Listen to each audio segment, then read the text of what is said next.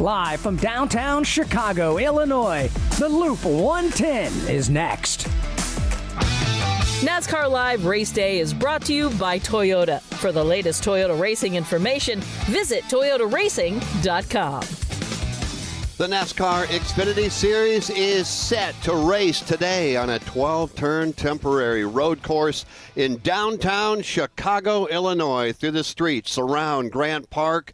38 cars, 38 teams are set and ready. It is the Loop 110. Live on the Motor Racing Network, Jeff Striegel alongside, as always, Alex Hayden. Along the shores of Lake Michigan, Alex Hayden, a much different feel than when we were here last. Yeah, absolutely, because of all the rain that we had at this event 1 year ago. As a matter of fact, a record-setting rain for downtown Chicago, Illinois, as they had nearly 8 full inches of rain. That means we were only able to run 25 of 55 laps. We had lightning in the area, and NASCAR, under the difficult circumstances, given that this is in the heart of Chicago, couldn't keep the track set up for the rest of the week after we got done here. So they decided to declare Cole Custer the race winner early in the event. 9 of the 25 laps were run under caution. That means only 16 laps were raced under green flag conditions last year. All right, so we have 50 laps of racing coming your way here very shortly. We've seen the cars, Alex, out on the racetrack to practice. We saw them out to qualify, and we determined very quickly that this 2.2-mile, 12-turn racetrack is indeed a challenge for everybody. And it's racy. The challenge comes from the circuit itself. Very tight corners, especially on exit of these corners. But there are plenty of long straightaways where speeds can reach 150 to 155 miles per hour on South Lakeshore Drive. The slowest point about 50 miles an hour on a right-hand turn number 7. So plenty opportunities for drivers to put the power down, but also outbrake the competition going into the corner. His name is Alex Hayden. My name is Jeff Striegel. When we come back, we're going to visit with Steve Post and Chris Wilner. They are down and ready to talk to the drivers. It is the Loop 110, the NASCAR Xfinity Series, live and next, right here on the Motor Racing Network.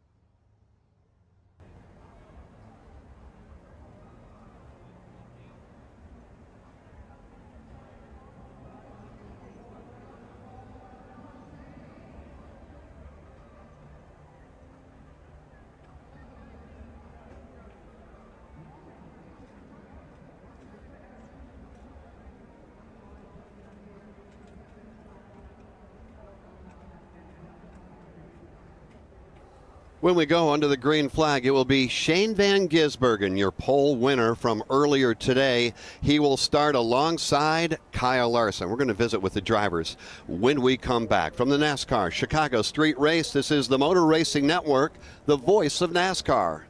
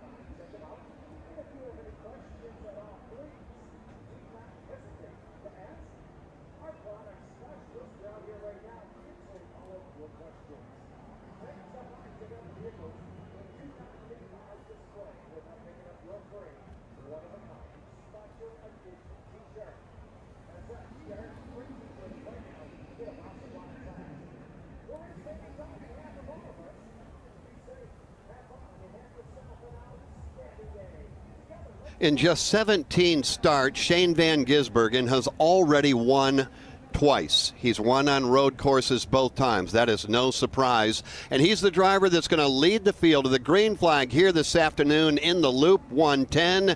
Shane Van Gisbergen is alongside our Steve Post of Halstead, Pennsylvania. Yeah, Jeff, and you talk about those two wins. Those were traditional road courses, Portland and Sonoma. SVG is going to lead us to green. Of course, he's had success at Chicago here, winning the Cup Series. These cars, Shane, this racetrack, the Xfinity Series, how are these cars getting around this racetrack? What are the challenges? Yeah, it's fine. So it's just a car, but yeah, it's going to be a tough race. Nice and hot and slick at the moment. So, yeah, just see how we go. Looking at practice, it was a bit crazy, I guess, with everyone going off and yellows. So this race, I think, is going to be all about pitting at the right time and hopefully getting the yellows right to stay up front. How rough is the racetrack? I watched some video of going down into that one corner down there in turn number 4 and 5. How rough is the racetrack and the challenges of this circuit that jars you around? It's fine. So all street circuits are like this. So, yeah, it's obviously not like an oval, but, yeah, it's fine. It's fine. See, that's a street circuit. Watching these cars, they bounce around. Kurt Becker will be talking about that in the broadcast. But Shane says they're perfectly fine. This is street racing. We'll see what he does. He'll lead us to green here this afternoon. And then there's Sam Mayer. Sam Mayer's a driver who has won 3 of 7 road course races. Sam Mayer's a driver that's picking things up and really getting the job done. Over the last 31 races, he's been the driver that's won more than anybody else. He's got a good starting spot. He'll start in position number 5. Chris Wilner from Carmel, Indiana is with him. That's right. We're behind driver intro stage. And Sam, I know all the talk this weekend is SVG, but man, you are hot when it comes to road course racing. You start 5th today. How is the race car? Can you contend up for a win and get a 4th one in the last 7? Yeah, you know, like our stats are pretty good, but we haven't ran that well on the road courses this year, so we're looking to turn that around. Marty definitely brought a car as fast as Xfinity Internet this week. We're in a really good spot. The streets of Chicago are treating me well so far, so we just got to keep it clean, man. Like we ran 90% in practice qualifying just to keep it under me, don't slip any tires and make a mistake and hit the tires. So yeah, it was pretty good. I think we're gonna be in a good spot. These restarts are gonna be hectic, so we got to get all the track position we can while we can. And the conditions are so different than a year ago, so how much more aggressive can you be attacking this street course than maybe we were a year ago? It is crazy how different the track is, just in the feeling. Like we're running on the exact same pavement, but it feels way different. So I guess that's what happens when you put 365 days of not race cars on it. But I'm looking forward to see what we can do. I think the Cup cars laid down a lot of rubber for us, so it's going to be a fun time. It's going to be fun to watch. Sam Mayer is going to start 5th. He took a quick trip to Franklin, Wisconsin, his hometown this past weekend, participated in the 4th of July parade as he's just not far away from here in Chicago. And Chris, why don't we find out now what it's going to take to go to victory lane from a driver that went to victory lane here 1 year ago. His name, Cole Custer. Cole's going to start 10th here this afternoon. Yes, indeed, and Cole has the Andes frozen custard colors on his Ford Mustang. So, Cole, you won this race last year, but drastically different situation and conditions. What do you need to do? What does your car need to do to put yourself in a spot to do it again here today? Well, honestly, I mean, last year was all in the dry, so we came back this year and we thought it wasn't going to be that much different, you know, but I think the track's just overall awesome grip. I think the pavement's gotten that year older, and I think everybody else has worked on their cars, you know, so we got to keep working on it throughout the day to put ourselves in a good position to keep this Andy's Ford Mustang up in victory lane. But we got to get a top 5, Steve, because we got to get dollar cones on Monday at Andy's Frozen Custard. So we're trying hard today. My money's on Cole, no doubt about it. This race, what do you expect in this race? Shane said, you know, there was a lot of cautions. We just talked to Shane Van Gisbergen. He said a lot of cautions during practice. Do you expect some physical racing, some contact, some challenges as far as that goes? I think it's going to be a lot of carnage. I think I think everybody has that little bit more confidence this year because it's our second time back, and I think a lot of guys are going to get themselves in trouble with that confidence. So if you're going to be there at the end, it's going to be all right. Well, I have confidence we're doing dollar cones on Monday. That is Cole Custer leads us to green, and Alex and Jeff, dollar cones at Andy's if he gets a top 5 finish here today. We don't normally have favorites and don't root for anybody, but come on, Cole Custer, and get himself a top 5 finish.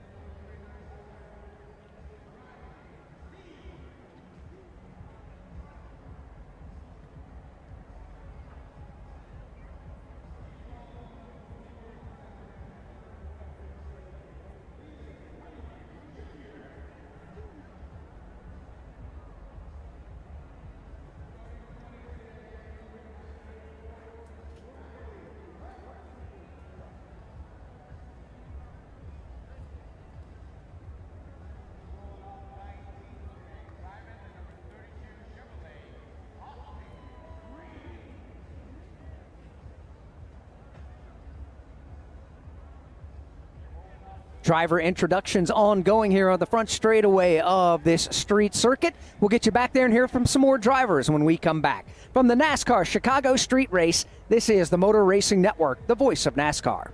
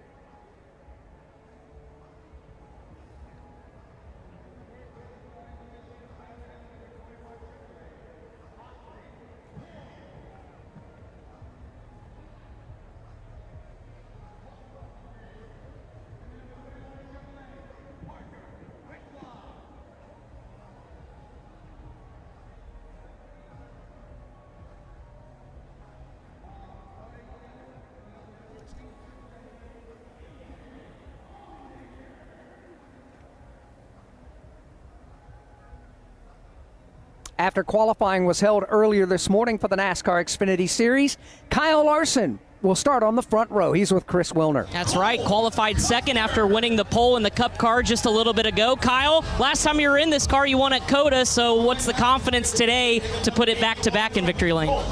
Yeah, I think it'll be tough. I think SVG is really, really good. I think even as the tires wear, I think he's even better. So it'll be tough, but I think our car is capable. Just got to piece together a good race. So we'll see. But I feel like I've learned a lot too about the track and all that since Xfinity practice and qualifying. So we'll see if we can be any better here. But it'll be tricky. It'll be tough. Yeah. What do you learn going from the Cup car now to this? Track may stay the same, but I know it's always changing. So what do you take away from that? Yeah. I mean, I think it's just going to continue to change, but.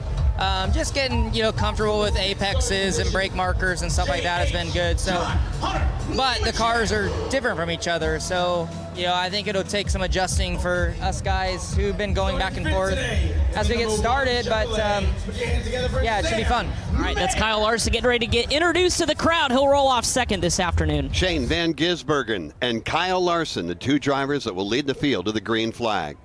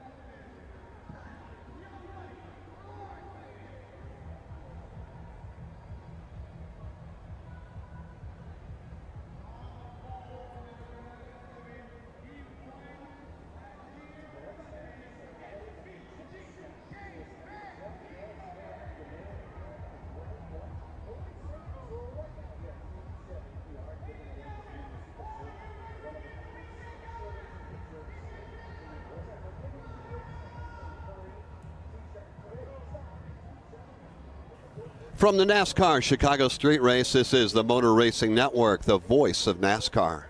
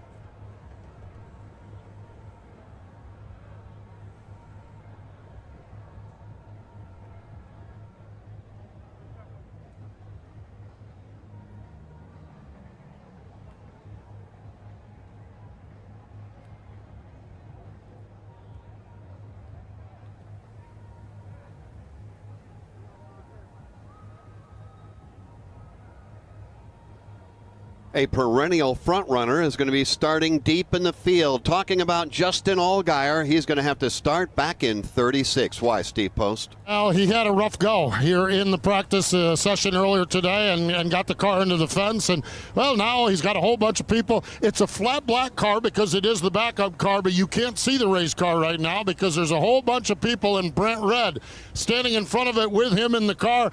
Justin, when we come here to your home area, to the Midwest, it's Brent country. Unfortunately, you got a little extra work to do here. What happened in that practice session, and kind of what's your thoughts as you get ready to go here today? I'm probably more sad that our traditional, red paint scheme with the corn cob on the side of it is not there this weekend. Really disappointed. I think, when we started practice, we obviously knew the track wasn't going to be up to full grip yet, and we knew it was going to get better over time. And I didn't even really feel like we were pushing the pace as fast as we needed to. And unfortunately, the car kind of launched off of one of the bumps back there, got off the ground, and you're in such a, high-risk area back there, high risk, high reward, and unfortunately, we just got a little bit too much. So now the goal changes. The goal is to always be as fast as the Xfinity Internet. Today, now we got to be smart, and I don't know that the speed is going to matter as much as, trying to use the experience of getting back to the field. And it's going to be a long day, but if there's ever a team that I know will be behind me, it's my 7 team. So Jim Pullman, the guy's got a lot of work to do. Pit crew's got a lot of work to do, but we'll be in good shape when the race comes around to the end of the race. What's it mean for you to run here in Chicago? Oh, the state of Illinois, for me, growing up here, never in my wildest dreams did I expect to have this. And the fans that support this event, how many people come out to this weekend. It's dry this year, which is amazing, but it's such a cool venue to have a race. And huge props to NASCAR, everybody that's part of this. Julie Gacy is an amazing track president, and she's done an awesome job. So I'm really proud of what we've put together. We just got to make the most of it. And I didn't want to start this far behind the 8 ball, but we're here, and now we got to go make the most of it. Go make the most of it and make it a big story. That is Justin Allgaier going to start deep in the field here today. Someone who is not nearly as deep in the field is Connor Mosack, and he's with Chris Wilner. That's right, Justin Allgaier's teammate. It's been a long time coming, a reunion of sorts for Connor Mosack with JRM, now wheeling this 88 machine. How excited are you to, 1, be back, and 2, have this opportunity starting third? Yeah, man, I'm pumped. I've been looking forward to this one for a long time. A lot of preparation's gone into it.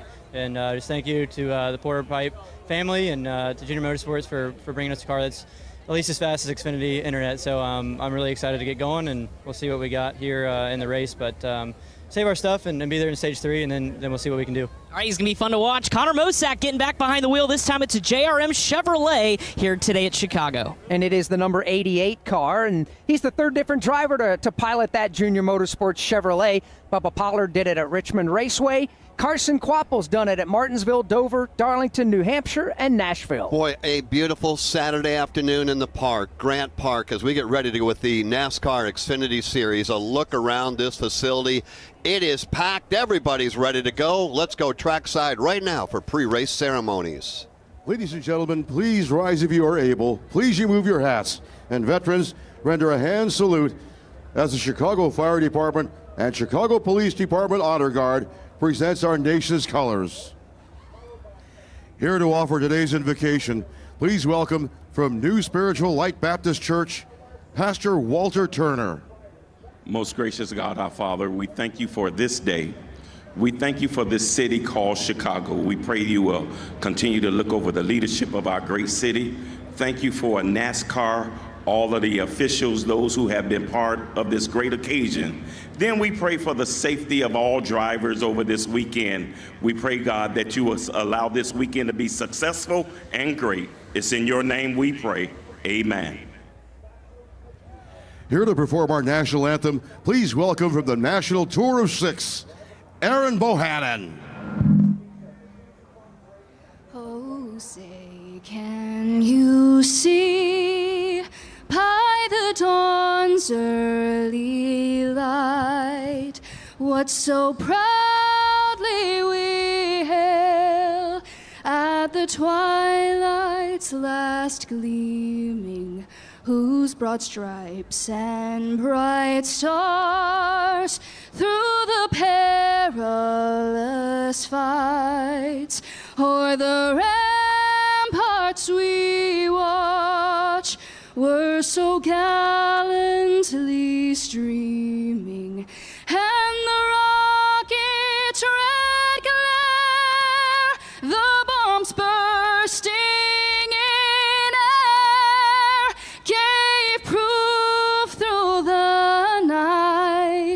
that our flag was still there. Oh, say does that star-spangled banner yet wave o'er the land of the free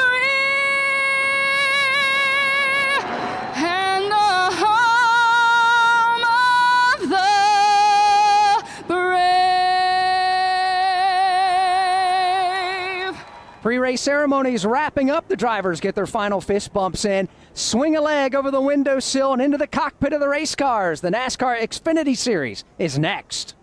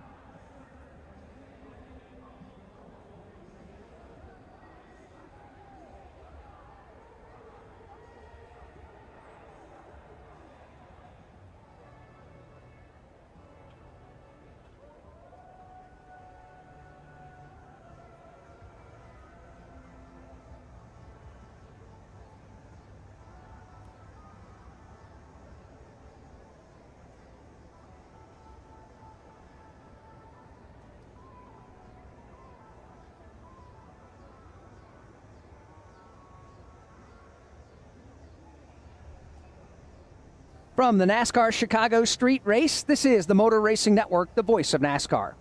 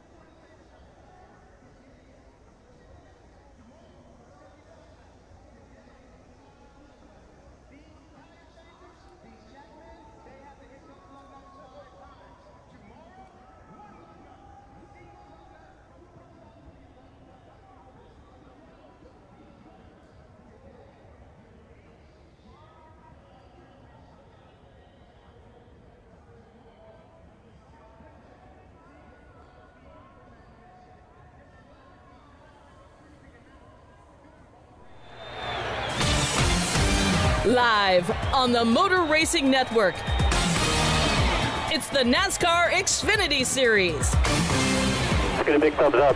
Get ready to rock and roll past the race cars today, pal. Pull boys, let's execute. Have a good day. Today, the Loop 121 from the Chicago Street Course.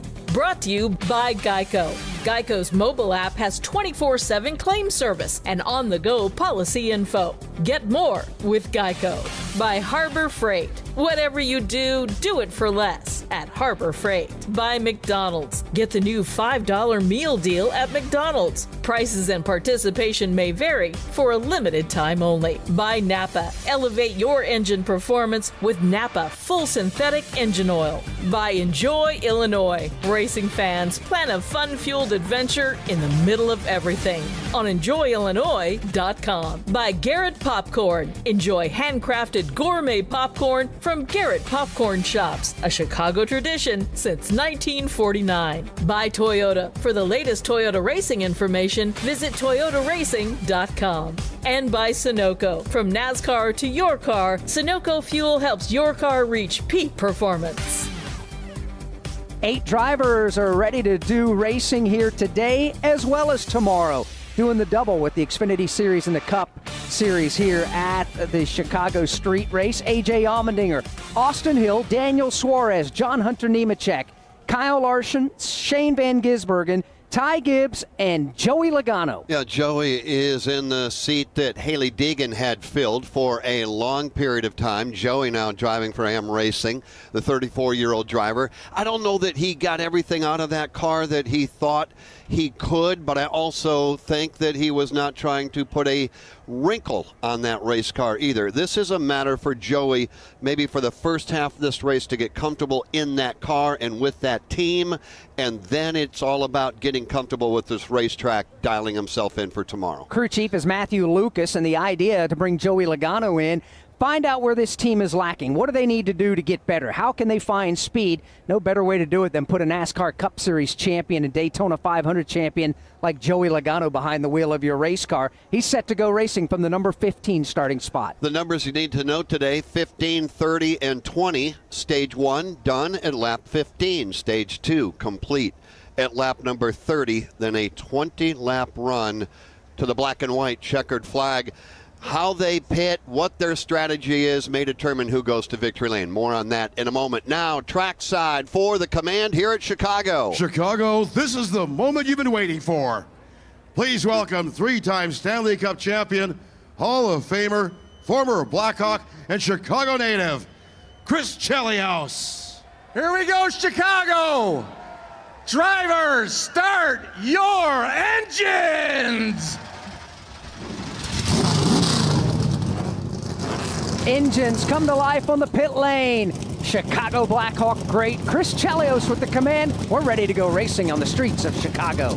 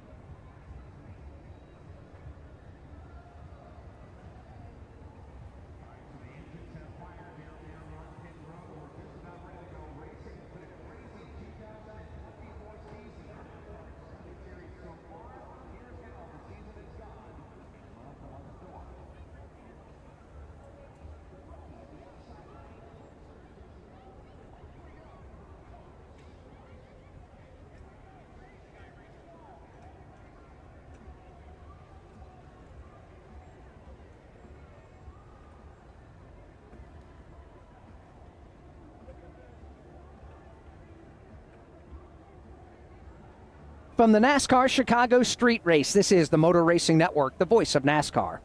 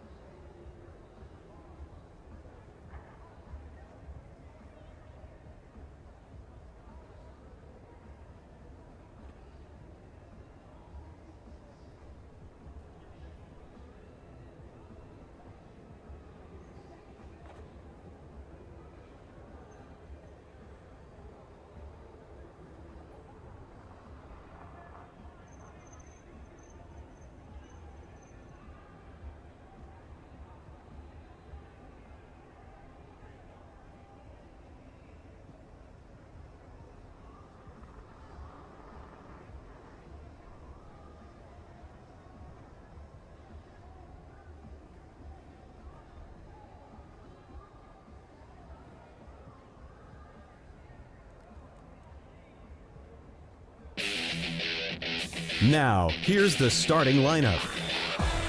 Starting 38th is Sage Karam. Starting 37th is Sheldon Creed. The 36th starter is Justin Allgaier. Kyle Sieg will go 35th. Jeremy Clements will start 34th.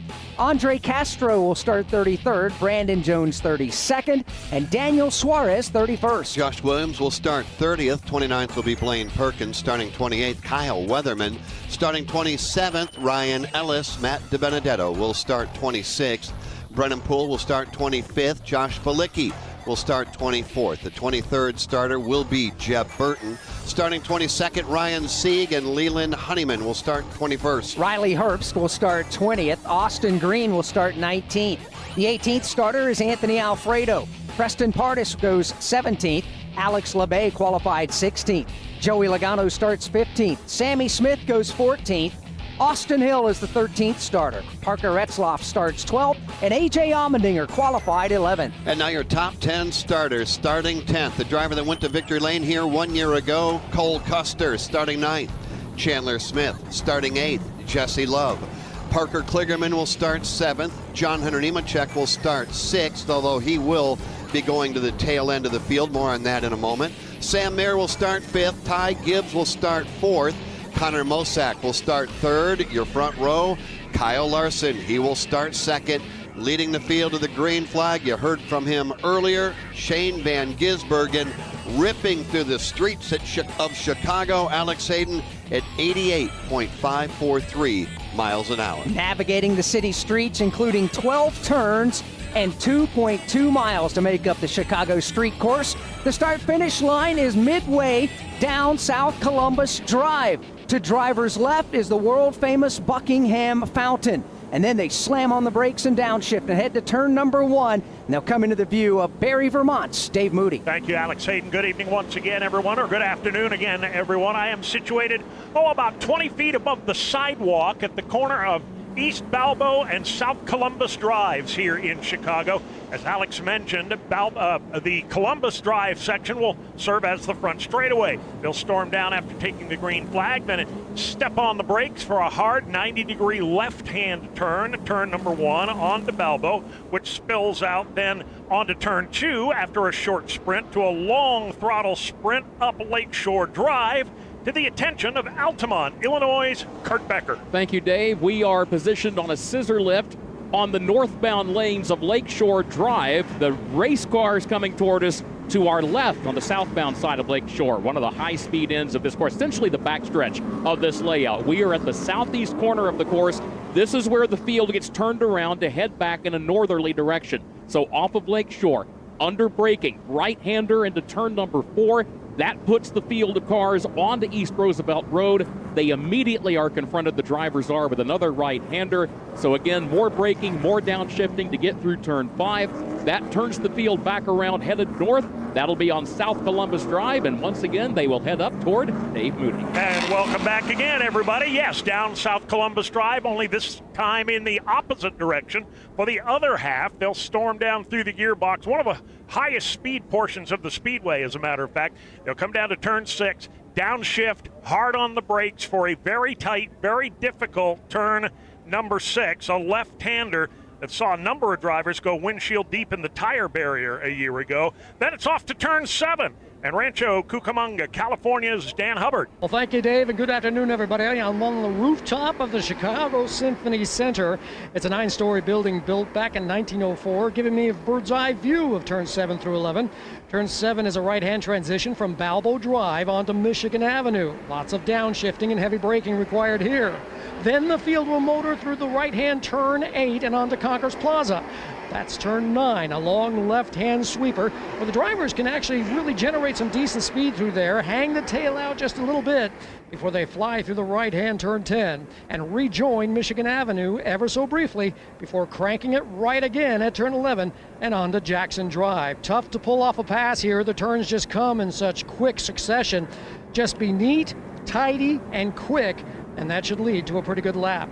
After turn 11, naturally comes turn 12. And that's where the coverage will be returned to our anchors, Jeff Striegel and Alex Hayden. Appreciate that, Dan. It's going to be a great afternoon of racing. It is the Loop 110 for the NASCAR Xfinity Series. A final trip to pit road and the green flag coming up next.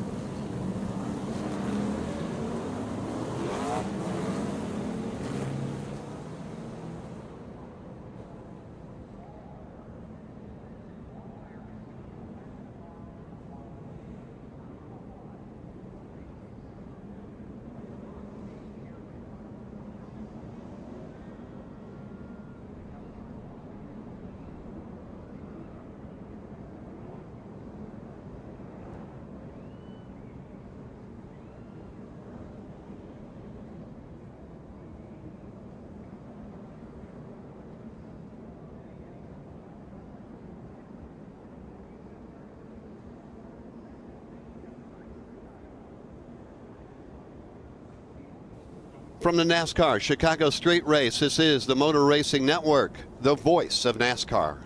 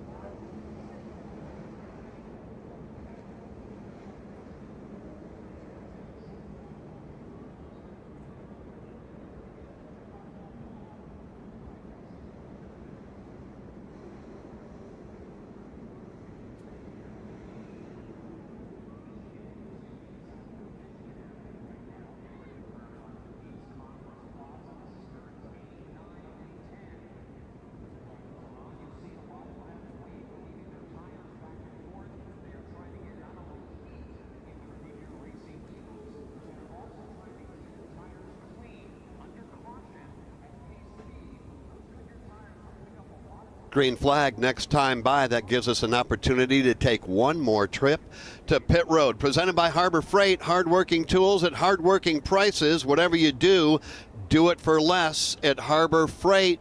As promised, to Pit Road and Steve Post.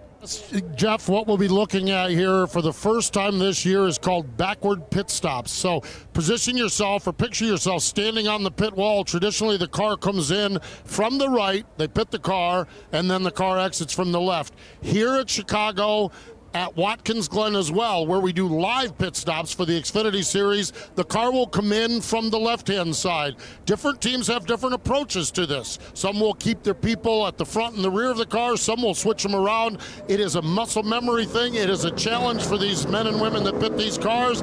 It's a challenge for everybody here. We'll keep an eye on it and see who navigates the challenges of backward pit stops for the first time this season here this afternoon in the NASCAR Xfinity Series. To the other end of Pit Road to Chris Wilner. Thank you so much, Steve Post. Well, for Jesse Love and his Rookie of the Year campaign, he's pretty much exceeded every expectation, a new challenge for his rookie season in the NASCAR Xfinity Series. This one is unlike any other, tackling the streets of Chicago. Jesse this year has taken the extra initiative to work with his best friend, Connor Zilic, and run multiple road course racing events to get himself up to speed when it comes to road course racing. He even went down and ran a Mazda MX-5 Cup car back in March at Sebring. He told me this afternoon that he's never felt more ready to tackle new challenges with this race team at RCR, but because of all the prep work he's done at the shop and his homework back at home in sim racing and things like that. And also he's got the walk colors on his Chevrolet this weekend, which could be an omen if you believe in that sort of thing. Last time they were on the race car, he won at Talladega Motor Speedway. So we'll see what happens if Jesse Love can take that 8th starting position and make some good in his rookie campaign here at Chicago. We'll find out. There are 4 drivers going to the back of the field for the start. Backup cars for Sage Karam and Justin Allgaier. Engine changes for 2 Joe Gibbs Racing Toyotas in Sheldon Creed and John Hunter Nemechek. Drivers, start your engines in Illinois. Cruise on Route 66 for legendary finds. Make a pit stop in Grafton to ride Aries Alpine Coaster and grab a bite at Eckert's Country Farm. Plan your adventure to the middle of everything on enjoyillinois.com. Well, your broadcast team is ready to go here with the Motor Racing Network. Dave Moody locked and loaded down in turns 1 and 6. Kurt Becker outside turn 4. The Lake Michigan shoreline directly to his right. Dan Hubbard some 9 stories up on a platform, a veranda, just on the other side of Michigan Avenue. And that just brings me to my next point. Michigan Avenue, Lakeshore Drive, some of the most famous streets in all of downtown Chicago.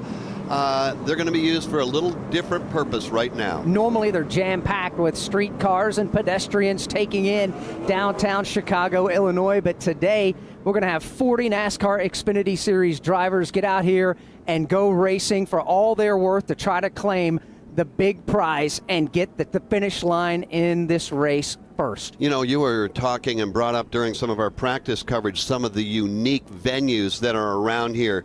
The Buckingham Fountain, the Art Institute, the bridge and the railroad that run nearby, all of that surrounding this gorgeous Grant Park facility. Soldier Field is right just south of where we're at, behind Kurt Becker's position over there as well. So many great things, so many historical landmarks, so many great places to come and visit here in downtown Chicago. And right now, some of the best seats in the house are right at the start-finish line. Why? Because that's where the drivers are headed right now. To call the start for today's NASCAR Xfinity Series Loop 110 for the Motor Racing Network from Grand Rapids, Michigan, here's Jeff Striegel. 50 laps of racing, the 18th race of the season for the NASCAR Xfinity Series. 38 teams getting ready to go. 12 turns of street course racing in Chicago. The green flag is in the air, and the Loop 110 is underway. The field heads to turn 1. Shane Van Gisbergen makes it to turn 1 first. He'll take the lead over Kyle Larson, who rides in second.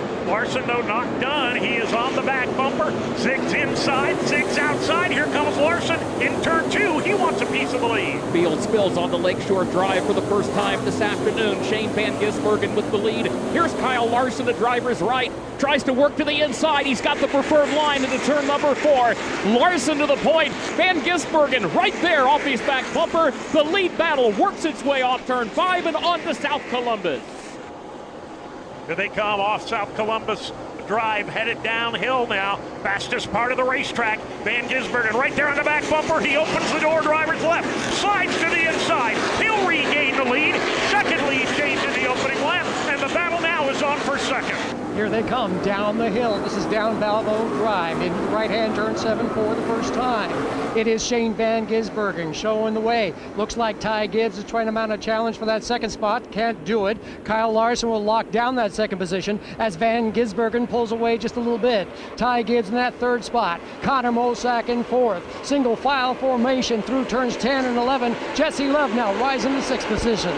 Even though we had 2 lead changes happen on lap number 1, officially at the start-finish line, there was not one. Shane Van Gisbergen shows the way on lap number 1.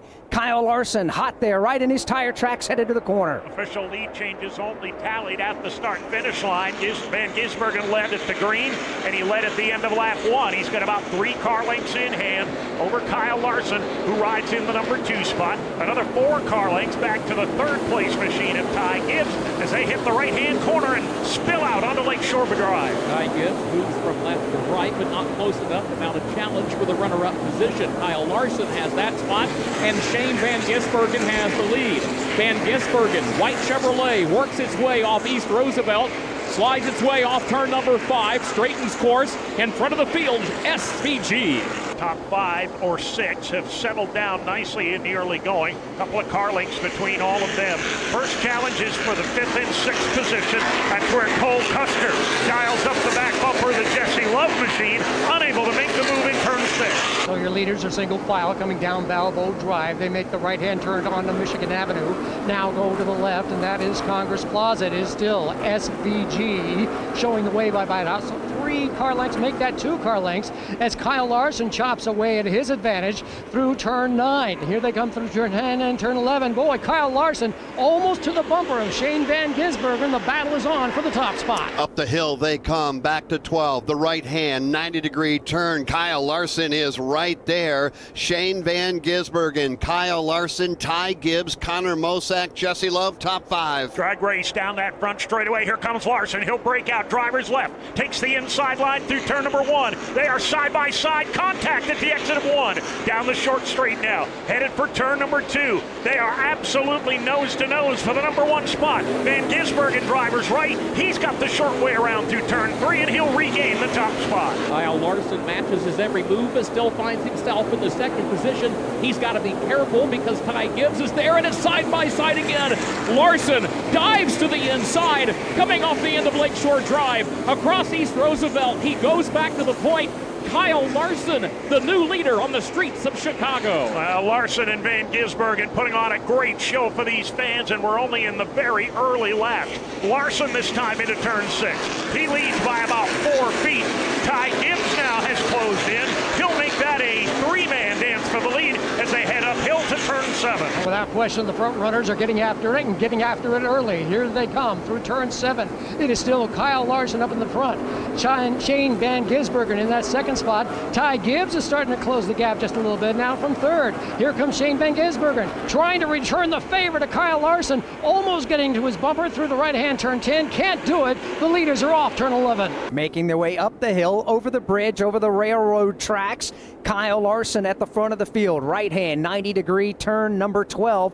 Larson will get to the start-finish line first. Our first official lead change, even though we've had 4 of them take place in the opening couple of laps. And for a change, the leader will make it to turn 1 relatively unmolested. Larson right on the back bumper, though, is Shane Van Gisbergen, about 3 car lengths back to Ty Gibbs, who rides in position number 3. Through the right hand to turn number 2 and off on the Lakeshore Drive. Top 3 all remain in single file. Give credit to Ty Gibbs. He's been patient riding in third in these opening laps of the race as Larson and Van Gisbergen have gone after the lead, and Gibbs has the advantage of knowing he's got about a 7 car length cushion back to Connor Mozak.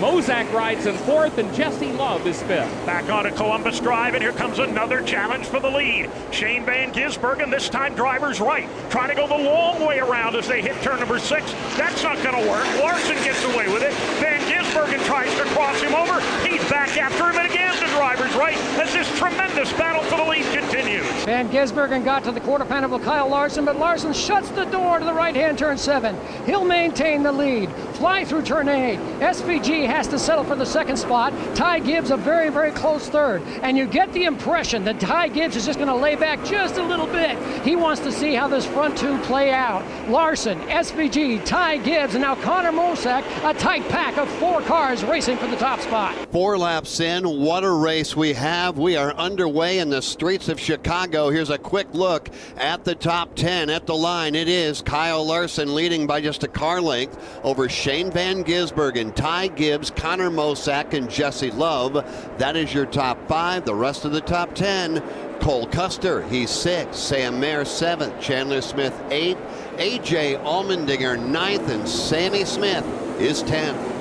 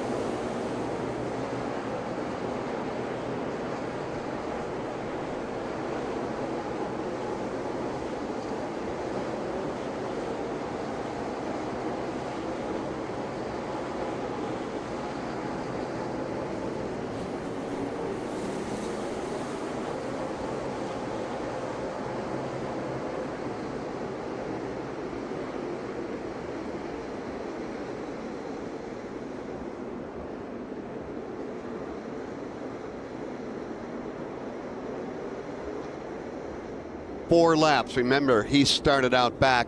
May have a problem for Chandler Smith. Will follow up there. That ongoing battle for the lead is a good one.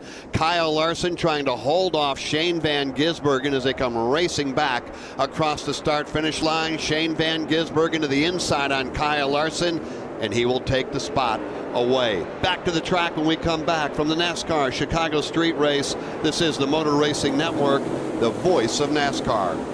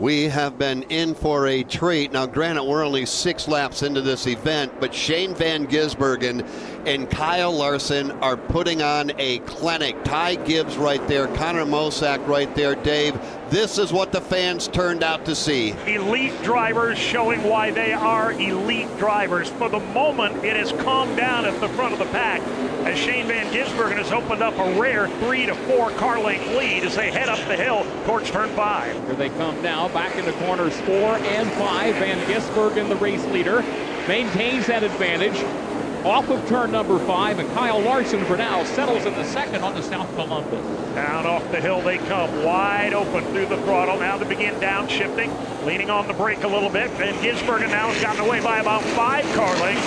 Kyle Larson beginning to feel a little heat from Ty Gibb. A couple of more car lengths back to Connor Mosack. Leaders now make their way toward turn 7. And again, the track narrows up here a little bit. I should say the street course narrows up from 4 lanes down to 2 when they approach turn 7. And here comes Shane Van Gisbergen, his lead, making his way through Congress Plaza. Now,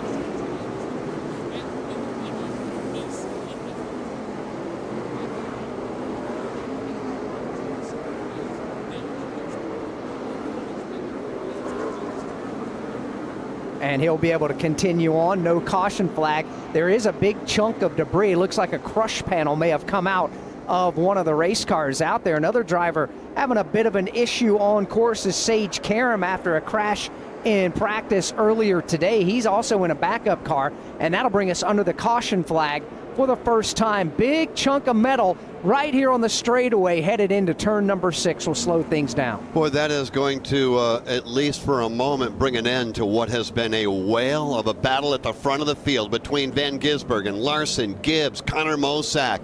Those 4 drivers running nose to tail, swapping spots. Jesse Love rounds out the top 5 under caution, lap 7.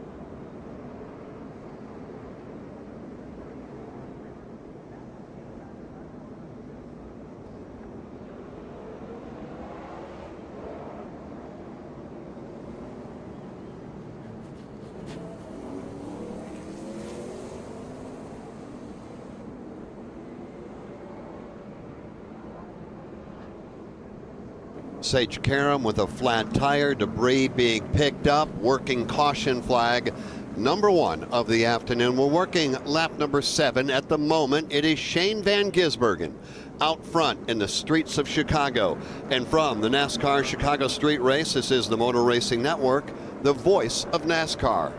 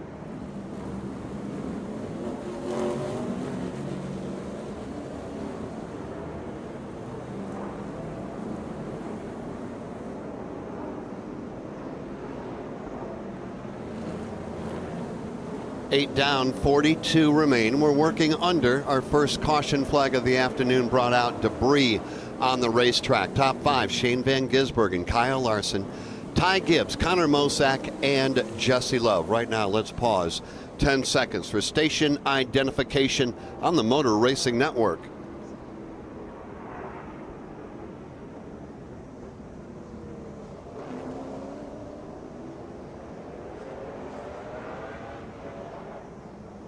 Welcome back to the downtown streets of Chicago, Illinois, as we go racing around Grant Park on a beautiful Saturday afternoon. 77 degrees, blue sky, sunshine, and a lot of people that have assembled for the NASCAR Xfinity Series under caution at the moment as we work lap number 8. My name is Jeff Striegel. Alongside is Alex Hayden. Out in the turns today, Dave Moody, Kurt Becker, and Dan Hubbard. Up and down pit road, Steve Post and Chris Wilner. As we work caution for the first time, 8 laps have been completed. We've run 7 under the green flag. Now starting next to last, that is 37th today, Joe Gibbs Racing Sheldon Creed. In the opening 7 green flag laps, Sheldon Creed has been able to climb the leaderboard up to the number 13 position. This is a driver who's got an outstanding handling race car, clearly has the power under the hood as well to make these long straightaways pay off. So Sheldon Creed clearly going the right way on the leaderboard. And let's get an update also from pit road. Chris Wilner, you've been following up on the story on Chandler Smith. What's the latest there? Well, Jeff, he is already back to the garage here at Chicago because of a motor issue. This is now the 3rd for Joe Gibbs Racing all weekend. You guys just talked about Sheldon Creed having to start from the rear. He had a motor issue earlier this morning, but Chandler came over the radio and said, I think I dropped a cylinder. We saw the smoke out on the racetrack. They brought it down pit road, and crew chief Jeff Mendering said, let's take it back behind the wall. Chandler very frustrated in that regular season title chase with Cole Custer. That's going to take a big hit here as he retires early. It really is, and that is the 3rd engine issue from Joe Gibbs Racing's Xfinity Series program here this weekend. Yesterday, after a pre-race technical inspection, the car of John Hunter Nemechek from Joe Gibbs Racing, they realized they had some sort of an engine issue and they were firing the engine up. So they got permission, went ahead and changed the engine on that one yesterday, forced him to the back of the field for the start of today's race. The other driver that had to go to the back of the field was Sheldon Creed with an engine issue as well. So Creed, another of those Joe Gibbs cars. 3 of the 4 of them have had engine problems. Under the caution flag, pit road is open. Chris Wilner, we see takers coming your way. Yeah, a little interesting strategy, Jeff. If you're not worried about stage points like some of the drivers near the back, Josh Williams is already in his box. They're going to take this opportunity for a 4-tire change, Sunoco fuel, and he's down and away. So an opportunity to maybe extend and get some stage points later on when everybody pits. Steve Post, anybody by you? Sage Karam is in. He's already been in one time. He had a flat right front tire, so they're kind of just giving that car the once-over at this point. It's been a rough outing. Now the crew looking up under the right front of that car to see if there's some suspension damage or other problem on the car. So only one I got down here is Sage Karam during this early caution. Jeremy Clements was another one of the drivers that came down the pit lane for service. Jeremy Clements is now just 5 starts away from breaking the NASCAR Xfinity Series most consecutive starts all time. Jason Keller holds that record at 382 consecutive starts. Well, if Jeremy Clements can get into every race come Darlington, Labor Day weekend in September, he will officially break that record, and Jeremy Clements, the South Carolina native, will be the all-time consecutive Xfinity Series starts leader. Alex, before we put him back under the green flag, and that's going to happen here shortly, let's tell you where your favorite driver is running. Presented by Napa, elevate your engine performance and help it run cleaner, longer with the advanced formulation and protection of Napa full synthetic engine oil, available at Napa locations nationwide. So they're going to get the 1-to-go signal, and since we are on a street course, they do it a little bit different. They do not do it at the start-finish line. It'll be over there in turn number 5. And then they will, in fact, get an opportunity to choose what lane they want to restart in, and that takes place on the straightaway between turn 5 and turn 6 here on South Columbus Drive. All right, so here's how they're going to line up before they choose. Shane Van Gisbergen, Kyle Larson, Ty Gibbs, Connor Mosack, Jesse Love, top 5. Rest of the top 10. Cole Custer, Sam Mayer, A.J. Allmendinger, Sammy Smith 9th, Austin Hill 10th. 11th coming to the restart is Parker Retzlaff, Riley Herbst, Sheldon Creed, Joey Logano, Alex LeBay, the top 15, 16 through 20. Austin Green, Parker Kligerman, John Hunter Nemechek, Anthony Alfredo, and Jeff Burton. Preston Pardis 21st, Leland Honeyman 22nd, Brennan Poole 23rd, Josh Balicki, Brandon Jones, Justin Allgaier back in 26th, followed by Kyle Weatherman, Ryan Sieg, Ryan Ellis, and Kyle Sieg. That's your top 30. Running 31st right now, Sage Karam, Josh Williams 32nd, Daniel Suarez 33rd. 34th is Andre Castro with Jeremy Clements, Matt DiBenedetto, Blaine Perkins on the track. One car out of the race is Chandler Smith. The field is coming to the Geico Restart Zone presented by Geico. Is your insurance playbook lacking? Switch to Geico and get all your insurance coverage from one place. Go to geico.com today to get started. Lap 10, back under the green flag. Shane Van Gisbergen, Kyle Larson at it yet again. Larson dive bombs to the inside of Van Gisbergen. He overshoots turn 1, takes the lead, but opens the door down low. Van Gisbergen reverses the favor, drives right back by him again as they make their way to turn 2. Van Gisbergen back to the lead. Larson rides second.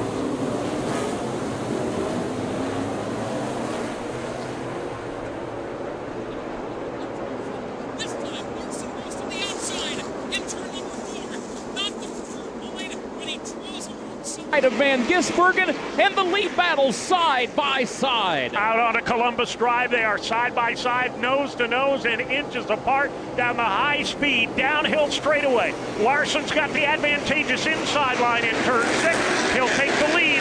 Van Gisbergen, though, is not done yet. He's right back at him, heading for 7. Larson not shy at all about putting the car where it may not belong, but it's got him the lead as they come through the right-hand turn 7. Shane Van Gisbergen now rides in that second spot. They make their way through turns 8. Top 5 are single file formation. Through Congress Plaza they fly. Ty Gibbs starting to tighten things up from that third position. Connor Mosak just a half car length behind Gibbs. Here they come as Larson really nails turn 11. He's pulling away just a little bit from SVG. They climb the hill, over the bridge, and into turn number 12, the 90-degree right-hand turn.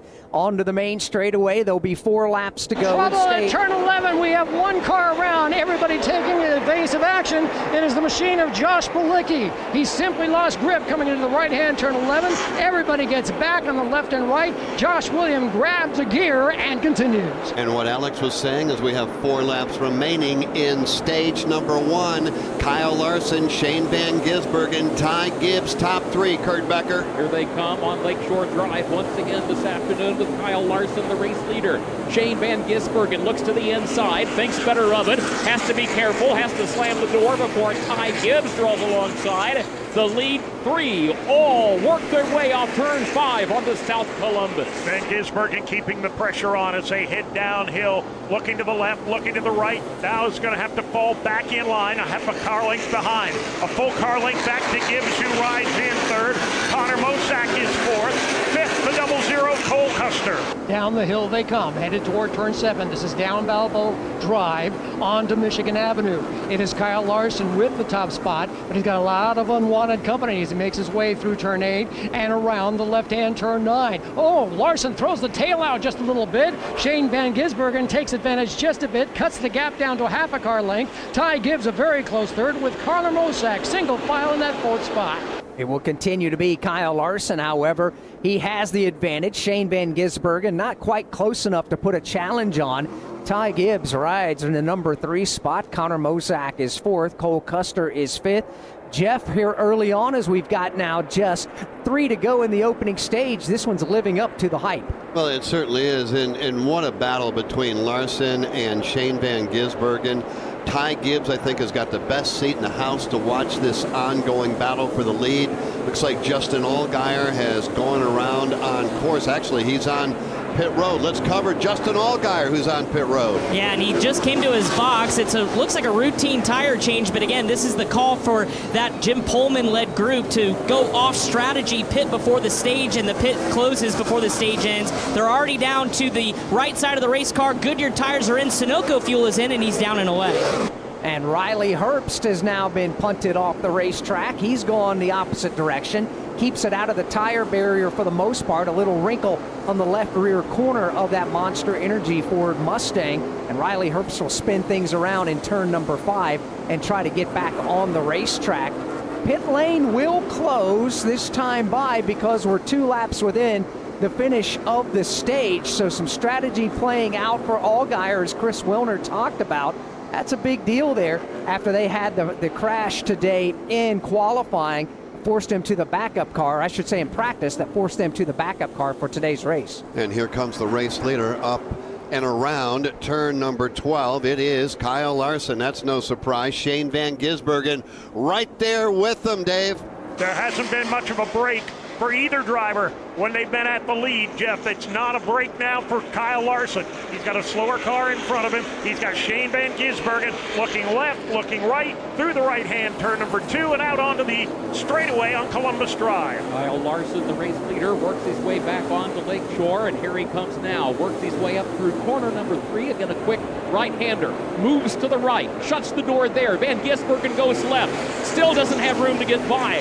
Shane Van Gisbergen inches from the back bumper of the Kyle Larson machine, headed off turn number 5. They'll carry the battle back to the downhill section of Columbus Drive. High-speed racing as they head down the hill toward turn number 6. For the moment, Van Gisbergen content to follow in the tire tracks. He goes a little wider in turn 6, maybe trying to set up a crossover. Can't get it done as they exit 6 and head uphill. As we near the end of stage 1, Shane Van Gisbergen starts to turn up the heat on Kyle Larson. They come through turn 7, nose to tail. Larson still in the top spot. Through turn 8 they go. That's the right-hander back to Congress Plaza. Larson a little wider here in Congress Plaza. Opened the door momentarily for SVG, but he is right on the bumper of the Hendrick Motorsports car. Kyle Larson, top 2, pulling away from Ty Gibbs, Connor Mosack, and others.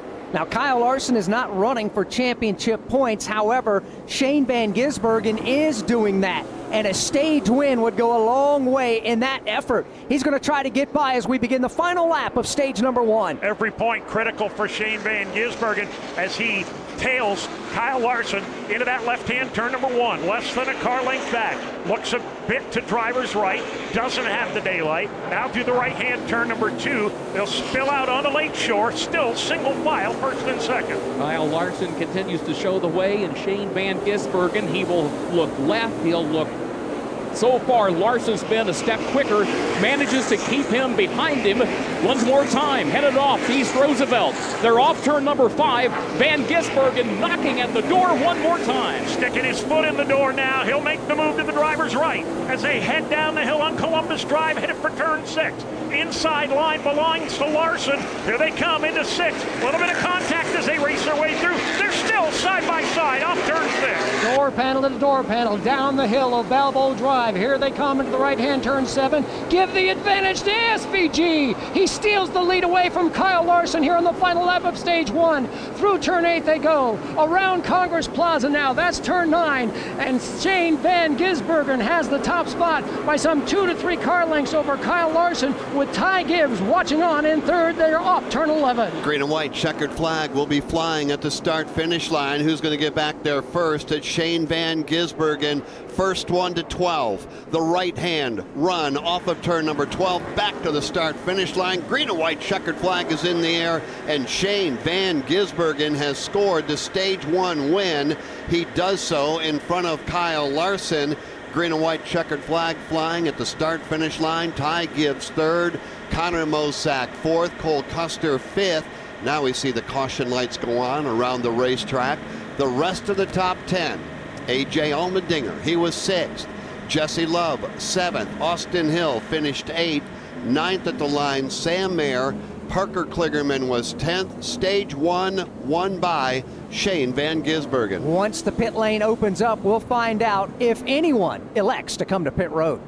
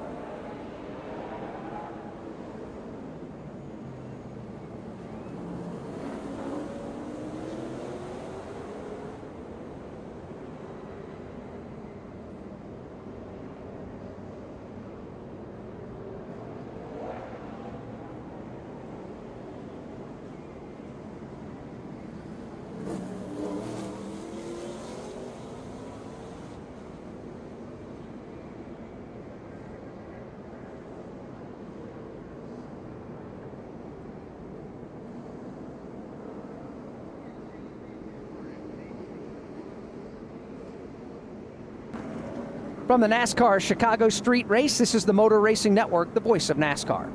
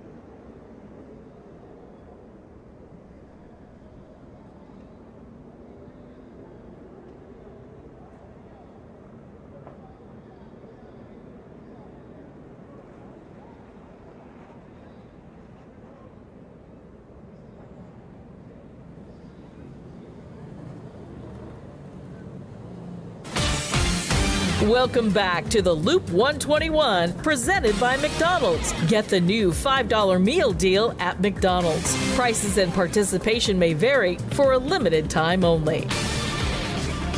We welcome you back to the streets of Chicago, Illinois on a picture-perfect Saturday afternoon on Independence Weekend. Glad you can spend part of your Saturday with us, whether you're up and down the nation's highways or out on the boat or in the backyard, a little family cookout or whatever the case may be. We welcome you to the Motor Racing Network's live flag-to-flag coverage of the Loop 110 for the NASCAR Xfinity Series. Now, pit lane has not opened up officially as of yet, so Steve Post, what are you hearing on the radio? Will we have some strategy play out and keep cars on the track, or will they come to pit lane? Right now, I believe cars will come down pit road. The fuel window here is about 35 laps. So we had understood this might be a one-stop race, and if that's the case, we're down to within that window as far as the green flag goes. So I think we're going to see cars come down. This might be the one and only pit stop we have here today. They can make it to the end of stage number 2. It's just that track position game. My hunch is we're going to see cars pitting as soon as pit road opens. There were some cars that were able to play the strategy card already, namely Justin Allgaier. Crashed in practice today, had to go to a backup car, and had some strategy to come into play in today's race. Pit lane closes 2 laps before the end of any given stage. Therefore, Chris Wilner, Justin Allgaier and his team opted to play the strategy card a little early. They did, Alex, but unfortunately he had some problems getting onto pit road as Justin was committing to pit entry here off of turn number 12. Somebody just came blasting through and caught Justin Allgaier in the back end and spun him around, so it delayed his entry to pit road. They were able to get 4 tires and Sunoco fuel, but again, you guys alluded to it, Justin Allgaier taking advantage of that pit stop earlier. He's going to stay out as well as several others back deeper in the field to try to gain some track position, but the noise you hear in the background is the sledgehammers and bear bond going on the Riley Herbst machine. You guys talked about the contact he had, significant right rear, left rear damage all over that Monster Energy Ford Mustang for SHR, so he's going to take his sweet time here on pit road as they try to damage that machine. Well, he was racing hard with Sheldon Creed and got Sheldon Creed between himself and the concrete wall, and Sheldon Creed bounced off of the wall just a bit, and I believe Sheldon took full offense to that. By the time they got to the corner, Sheldon Creed returned the favor and absolutely punted Riley Herbst and spun him around and made him get some contact to the back of his Ford Mustang off that concrete wall. So a little angst between Sheldon Creed and Riley Herbst. Into turn number 12. Will we see pit lane open up this time? This is going to be the big question, whether it opens up, and they will. In fact, it will be open, and here comes a handful of cars. Not everybody is going to come to pit road. Only, it looks like Cole Custer's in, Ty Gibbs is in, Jesse Love, Austin Hill, among others. Problem for Ty Gibbs, he got slow on the entrance to pit road and Cole Custer actually went around him as they make their way to Steve Post. Yeah, Cole Custer's bringing that car in. He's the first one to hit his marks down here.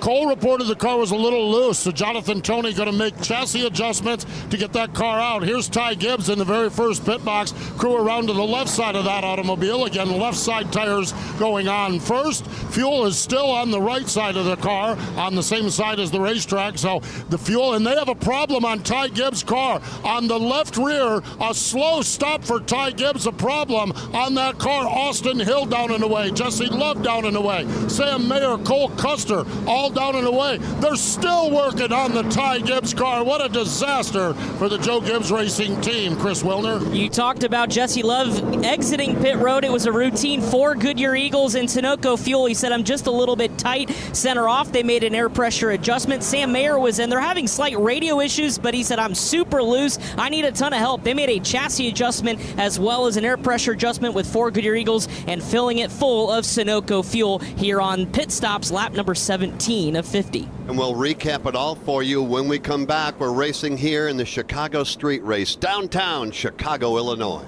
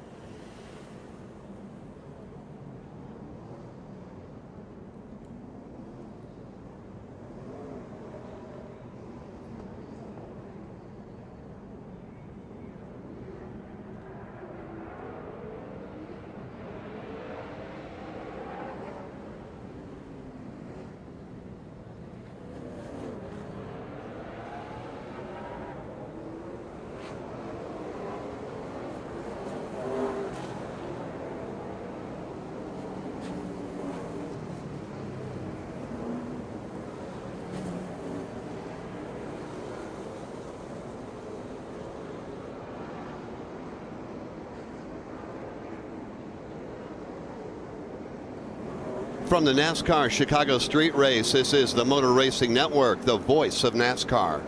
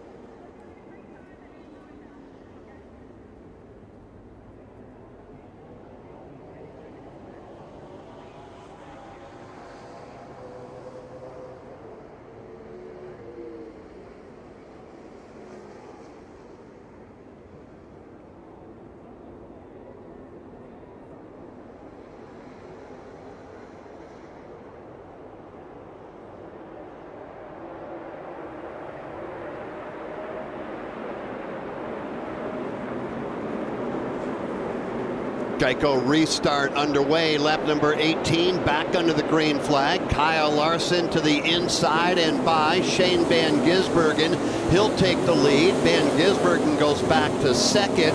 Then you've got A.J. Allmendinger. He's up to third. They're headed to Kurt Becker. Here they come on the Lakeshore Drive and now under braking for corner number 4. Across East Roosevelt they go. Kyle Larson, the race leader, opens up by a couple of car lengths on Shane Van Gisbergen, headed up South Columbus. Van Gisbergen's got a couple of car lengths in turn over A.J. Allmendinger, who just bulldogged his way past Connor Mosack in turn 1 on the restart. A.J.'s right there in the hunt now, just a car length off the back bumper of Shane Van Gisbergen as he rides in position number 3. It'll be Kyle Larson bringing the field down Balboa Drive. He has the lead, but he's not pulling away. Shane Van Gisbergen, a very solid second there, and A.J. Allmendinger rides in that third position. They enter into Congress Plaza as Larson slides his Chevrolet ever so slightly. So too does Allmendinger, but Shane Van Gisbergen in second stays very solid and actually makes up a little bit of ground on the exit of turn 11 on the leader, Kyle Larson. Little housekeeping to clean up. There was a pit road penalty, and it was given to Cole Custer. As if you recall, I mentioned on the pit lane, he passed Ty Gibbs to driver's left after Gibbs slowed down inexplicably, and that's a penalty to pass on the left unless you're committing to a pit box. So Cole Custer had to drop to the tail end of the field for the restart. Field now works its way past turn 1 into turn number 2. Kyle Larson with the advantage. Shane Van Gisbergen is second. A.J. Allmendinger up to third. Connor Mozak fourth. Sammy Smith rounds out the top 5, headed for turn number 5. They come now off Lake Shore with Kyle Larson at the front of this line of traffic. He is the race leader. No one steps out of line in the top 5. There's a break of some 6 to 7 car lengths back of Sammy Smith before we come to Austin Green. He's in the 6th position. Austin Green, the second-generation driver, doing another outstanding job in one of his rare road course starts in his 2024 season. He's solidly in the top 10 as the leaders all single file their way through turn number 6. They'll climb up the hill to 7. Just a bit of a downhill into turn 7. Lots of braking here, lots of downshifting. Kyle Larson executes turn 7 and turn 8, both right-handers. Does so very, very well, excellently. Shane Van Gisbergen now on the bumper of Kyle Larson in a 2-car breakaway up at the front. It is A.J. Allmendinger riding by himself in that 3rd position. Oh, and Van Gisbergen almost just punted Kyle Larson. Maybe even had to back off just a little bit. The top 2 make their way up the hill to turn 12. 7 drivers did not come to pit road. They include your race leaders, Kyle Larson and Shane Van Gisbergen. And Dave, they're at it again, side by side, back to 1. Van Gisbergen got a hole shot when Kyle Larson drifted a little wide coming to the front straightaway. Larson leads to 1. Van Gisbergen crosses over. He goes driver's left on Larson. They are side by side now, heading to the right hand, turn number 2. Van Gisbergen drops back, changes lanes, tries to challenge again, driver's right. He's trying to pull to the inside. Here he comes, Van Gisbergen from left to right, but again Larson just a step quicker, shuts off the lane. Here's Larson now, under braking back into corner number 4, making his car very wide as Shane Van Gisbergen dances back and forth just inches from the back bumper. Front 2 are breaking away, and SVG is on the attack again. Down the hill they come. Now into the braking zone. They're side by side. Van Gisbergen to the outside or driver's right. He'll cross over, try to make the move to the driver's left. Larson throws a block at him. Van Gisbergen goes even further to the side, but can't find room to race. We'll see if SVG can make a difference here through turns 7 and 11. It is still Kyle Larson in that top spot with Shane Van Gisbergen riding in second, and it's still A.J. Allmendinger all by himself in that 3rd spot as they round the left-hand turn 9 and fly through turn 10. For the moment, Kyle Larson hangs on to that lead. It is Connor Mozak now in that 4th position. 5th is Sammy Smith, and right behind him is Austin Green. Austin Green, son of 1994 Xfinity Series champion David Green. He's a great road racer. 2 top 10s in the Xfinity Series this year, won a 7th at Circuit of the Americas, won a 4th place finish on the road course in wine country at Sonoma, California. So Austin Green giving it a good run. He's got a lot of road racing experience running in the Trans Am Series. 23-year-old driver from Concord, North Carolina, driving for Jordan Anderson Racing, and right now he is running in position number 6. Kurt, there's an ongoing battle that just will not stop between a couple of drivers headed your way. Kyle Larson, who has the lead, and Shane Van Gisbergen, who's right with him, could not slide a piece of paper between their bumpers as they work their way back off the corner, back on to South Columbus. The battle continues. Shane Van Gisbergen enters into these right-hand corners and the lefts at 90 degrees, a little bit higher, and then tries to rotate the exit to get a jump underneath Kyle Larson. He tries it again in 6th. Not going to work. He'll fall back in single file. They'll make their way onto Michigan Avenue. And here's the thing about these 2 top drivers. Both are excellent at that craft. Both have put on an outstanding show thus far, and it has not gotten physical. They've both respected each other's racing space, and it's absolutely fantastic to see. Flying through that right-hand turn 10, both drivers drifted their cars through turn 10. Larson in the top spot with Shane Van Gisbergen in hot pursuit. Those 2 drivers still at the front of the field where they've been the entire race long. So let's find out a little bit more about the ongoing strategy between Shane Van Gisbergen and Kyle Larson's team. And let's pop in on the pit lane presented by Garrett Popcorn. Enjoy the world-famous gourmet popcorn from Garrett Popcorn Shops. Find their handcrafted small batch recipes in their shops at Midwest grocery stores or online at GarrettPopcorn.com. Chris Wilner? Well, it's a two-story tale for your top two leaders here in Chicago. For Kyle Larson, he just feels like Shane Van Gisbergen is playing with him. Kyle saying, I am awful in the slow section of this course. Shane is just all over my back bumper, but I feel like I can gain down the long sweeping corners. Kyle saying he needs more lateral grip. They were thinking about pitting there under the last stage break, but opted to do what Shane Van Gisbergen was to do, and that was to stay out. Now SVG, quiet on the radio, said, I'm happy with the race car, but his team is relaying him where Larson is beating him, and that's why, as Dave Moody talked about, he's opening up his entries. Trouble to turn corners. 6. A.J. Allmendinger overshoots the entrance, locked up the rear wheels, side saddles it into the tire barrier as the field goes steaming past the third-place automobile of A.J. Allmendinger with heavy damage in turn 6. So we are under the caution flag here on lap number 22. Kyle Larson is the race leader, followed by Shane Van Gisbergen, Connor Mosack, Sammy Smith, and Austin Hill. Chris Wilner? Yeah, and we're just talking about, too, wrapping up with Shane Van Gisbergen. This may actually open the pit window for your two leaders, so we're going to monitor the radios as well. But for A.J. Allmendinger, overcooked it, as you guys talked about it. He got the car refired. They're worried about the oil temperature now. He just came over the radio with the damage to that race car, so expect to see that Colleague Chevrolet on pit road. But it'll be interesting now to see what the leaders do under this caution. A.J. was running third. We have 7 laps remaining in stage number 2. We're under caution.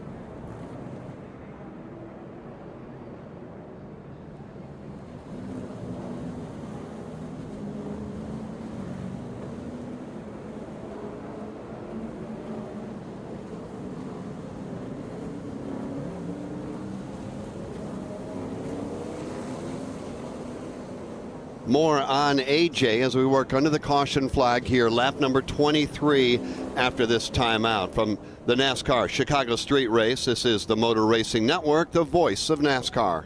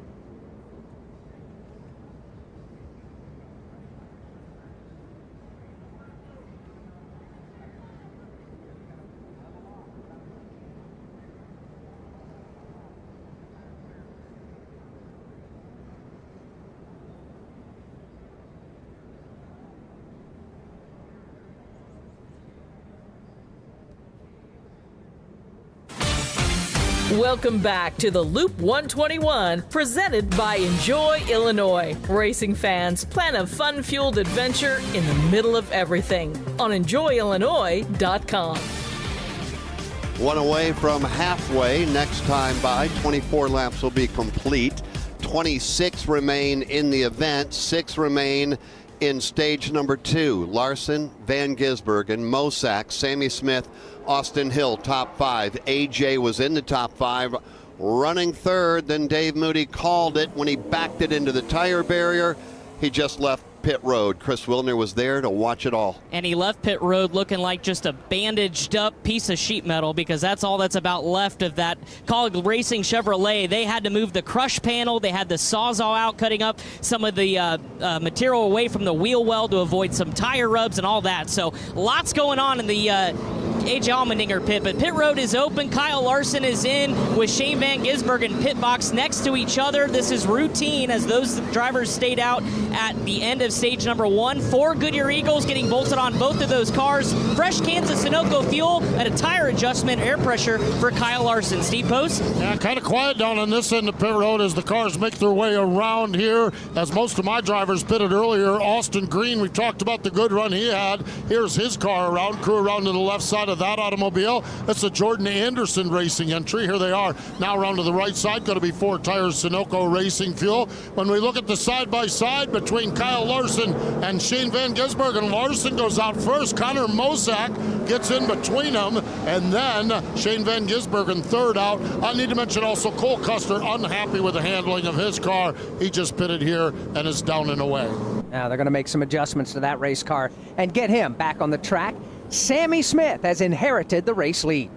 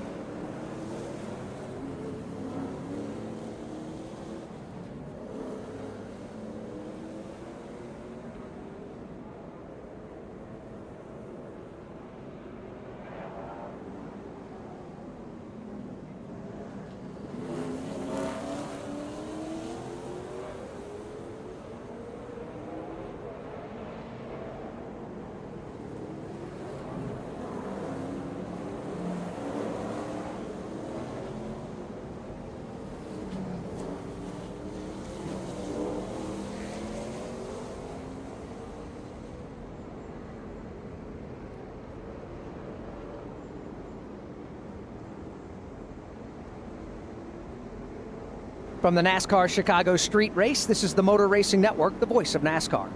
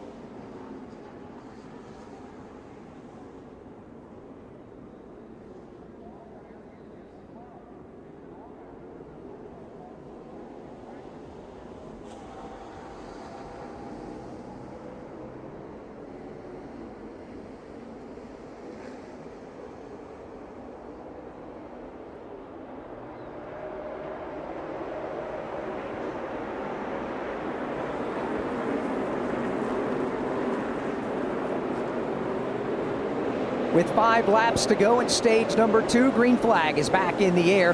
After the pit stop shuffle up, Sammy Smith, the race leader, Austin Hill, Justin Allgaier, Jesse Love, and Sheldon Creed. That's how they race right now, but Austin Hill is able to get by Sammy Smith, so give the race lead to Austin Hill as he makes his way to turn number 5. Here he comes now. He works his way, Austin Hill does, through corner number 5. Opens up by a couple of car lengths back to Sammy Smith, who's got Jesse Love right behind.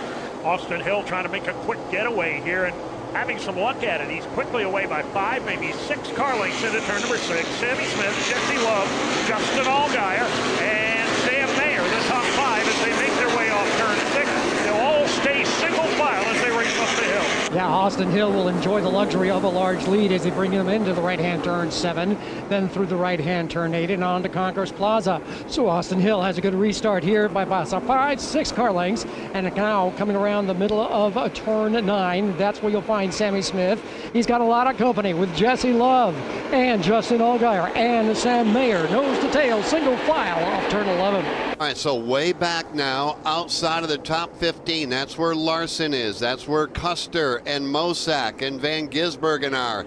They pitted on lap 24. They've got a lot of ground to make up as we are now one lap past halfway. The leaders in turn 1. Here they come into turn 1. Austin Hill's lead down to just a couple, maybe 3 car lengths in hand over the Sammy Smith machine. They'll snake their way down towards turn number 2 through the right-hander, back out on a Lakeshore Drive. It continues to be Austin Hill, Sammy Smith, Jesse Love, and Justin Allgaier. Kyle Larson trying to work his way out of some traffic further back. He was back in the 16th position. He went to driver's right, then back to driver's left. He stacked him 3 wide on the Lakeshore, then double wide, trying to work his way back into the top 10, and he is making progress. He has worked his way into the 10th spot by the time he heads off turn 5. He made his way past the Joey Logano machine, driving for AM Racing this season, this week, I should say, making his way back up to the field. Front of the pack, it continues to be Austin Hill. The lead this time out of 6 is about 4 car lengths. Sammy Smith is chipping away just a little bit at the lead of Austin Hill as they make their way onto Michigan Avenue. Again, single file among the top 6 or 7 as Austin Hill hustles his machine through the Congress Drive. That is the turn 9. Sammy Smith now all by himself in second. He has pulled away a little bit from Jesse Love, but Jesse Love is going to feel the pressure from Justin Allgaier as Allgaier almost gets to the bumper of Love. As they make their way back up to turn number 12, those drivers that dominated early on in the form of Kyle Larson and Shane Van Gisbergen, different pit strategy has them beginning to climb the leaderboard. Larson is back up to the number 12 spot.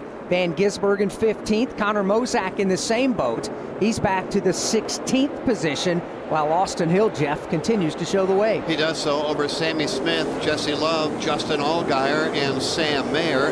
That is your top 5. We're getting down to it now. Just 3 to go in stage number 2. Let's pick up Austin Hill. Here he comes. He's on Lakeshore Drive, but he's getting ready to make the right-hand bend on the East Roosevelt Road.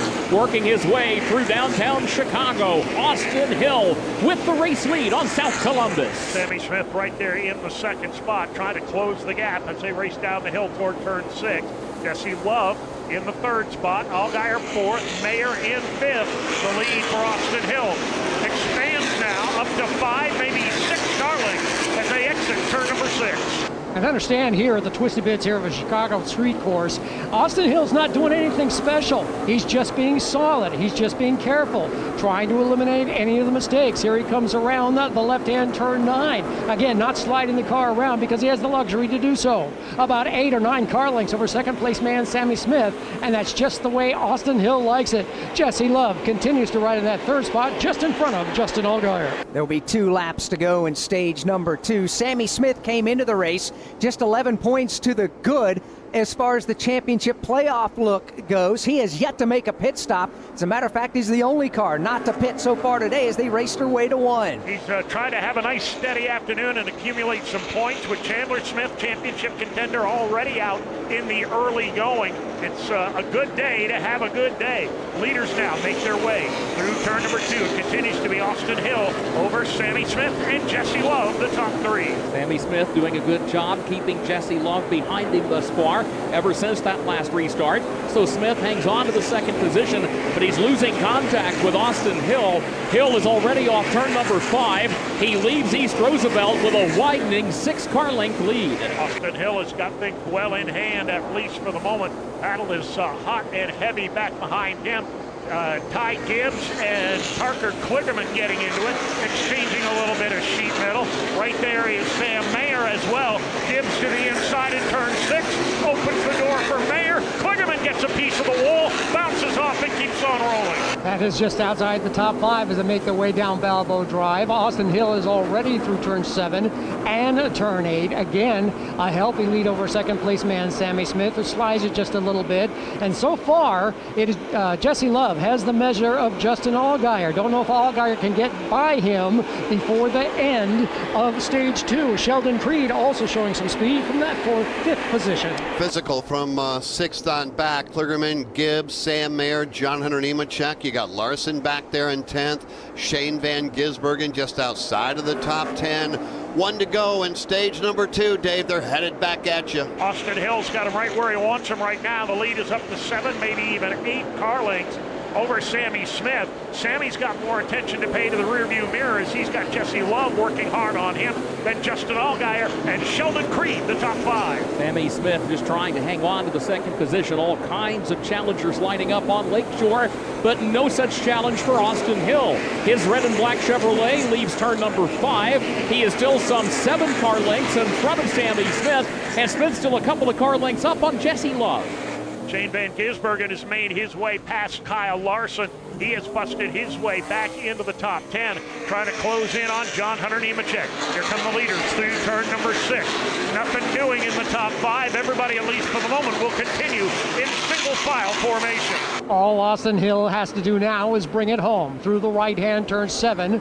Again through the right hand, turn 8. His lead still pretty healthy over second place man Sammy Smith. Smith negotiates the left hand, turn 9. He's opened up a little bit of ground between himself and Jesse Love. And again, Love still in front of Justin Allgaier as your leader is off turn 11 and up the hill up Jackson Drive. That Chevrolet Camaro piloted by Austin Hill, looking for his 3rd stage win of the season. Off turn 12, who keeps the car pointed in the right direction, and indeed, Austin Hill will pick up the stage 2 win. He'll score the stage win. Sammy Smith, valuable points coming across the line 2nd. Jesse Love was 3rd. Justin Allgaier with the strategy call was 4th.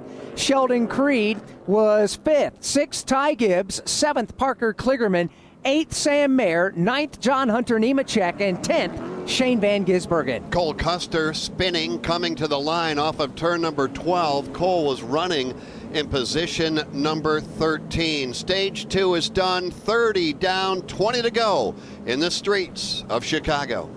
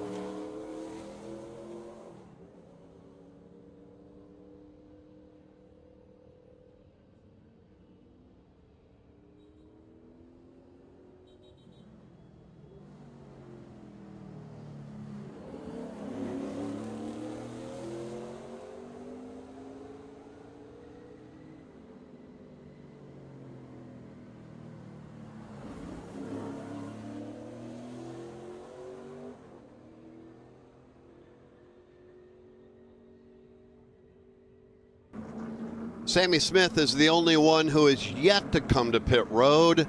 Who will join him? Who might stay out? We'll find out together next from the NASCAR Chicago Street Race. This is the Motor Racing Network, the voice of NASCAR.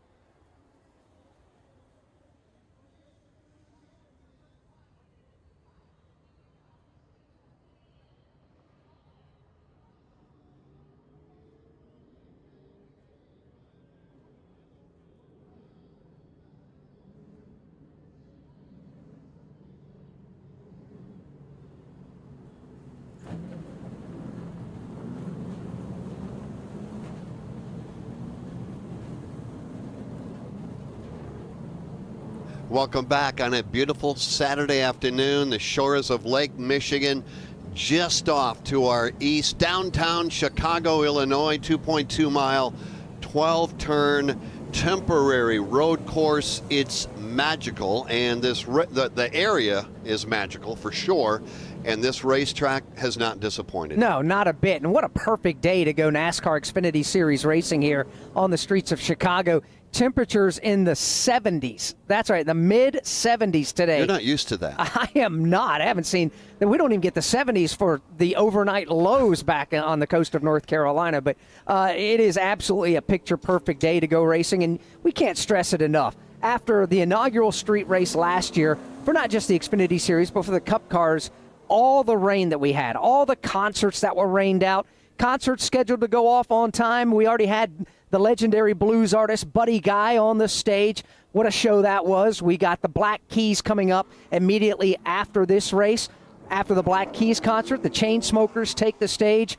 Lauren Elena and Keith Urban on the stage here in the infield tomorrow. I say infield, it's here part of Grant Park right here with the racetrack going all the way around it. And from our vantage point, we can see race fans literally everywhere, and I have a feeling they're not leaving disappointed. It's been great. 32 laps in, 18 to go. What do the last 18 have in store? I think we know one thing for sure, and that is Shane Van Gisbergen and Kyle Larson are not done yet. They are currently, before anybody elects to come to pit road, they line up in positions 10 and 11. For those that may just be joining us live, Alex, on the Motor Racing Network that may have missed the first 25 laps, it was the Shane and Kyle show. Yeah, it was. Kyle Larson's led the most laps, a total of 12. Shane Van Gisbergen has led 11. That doesn't necessarily paint the entire picture.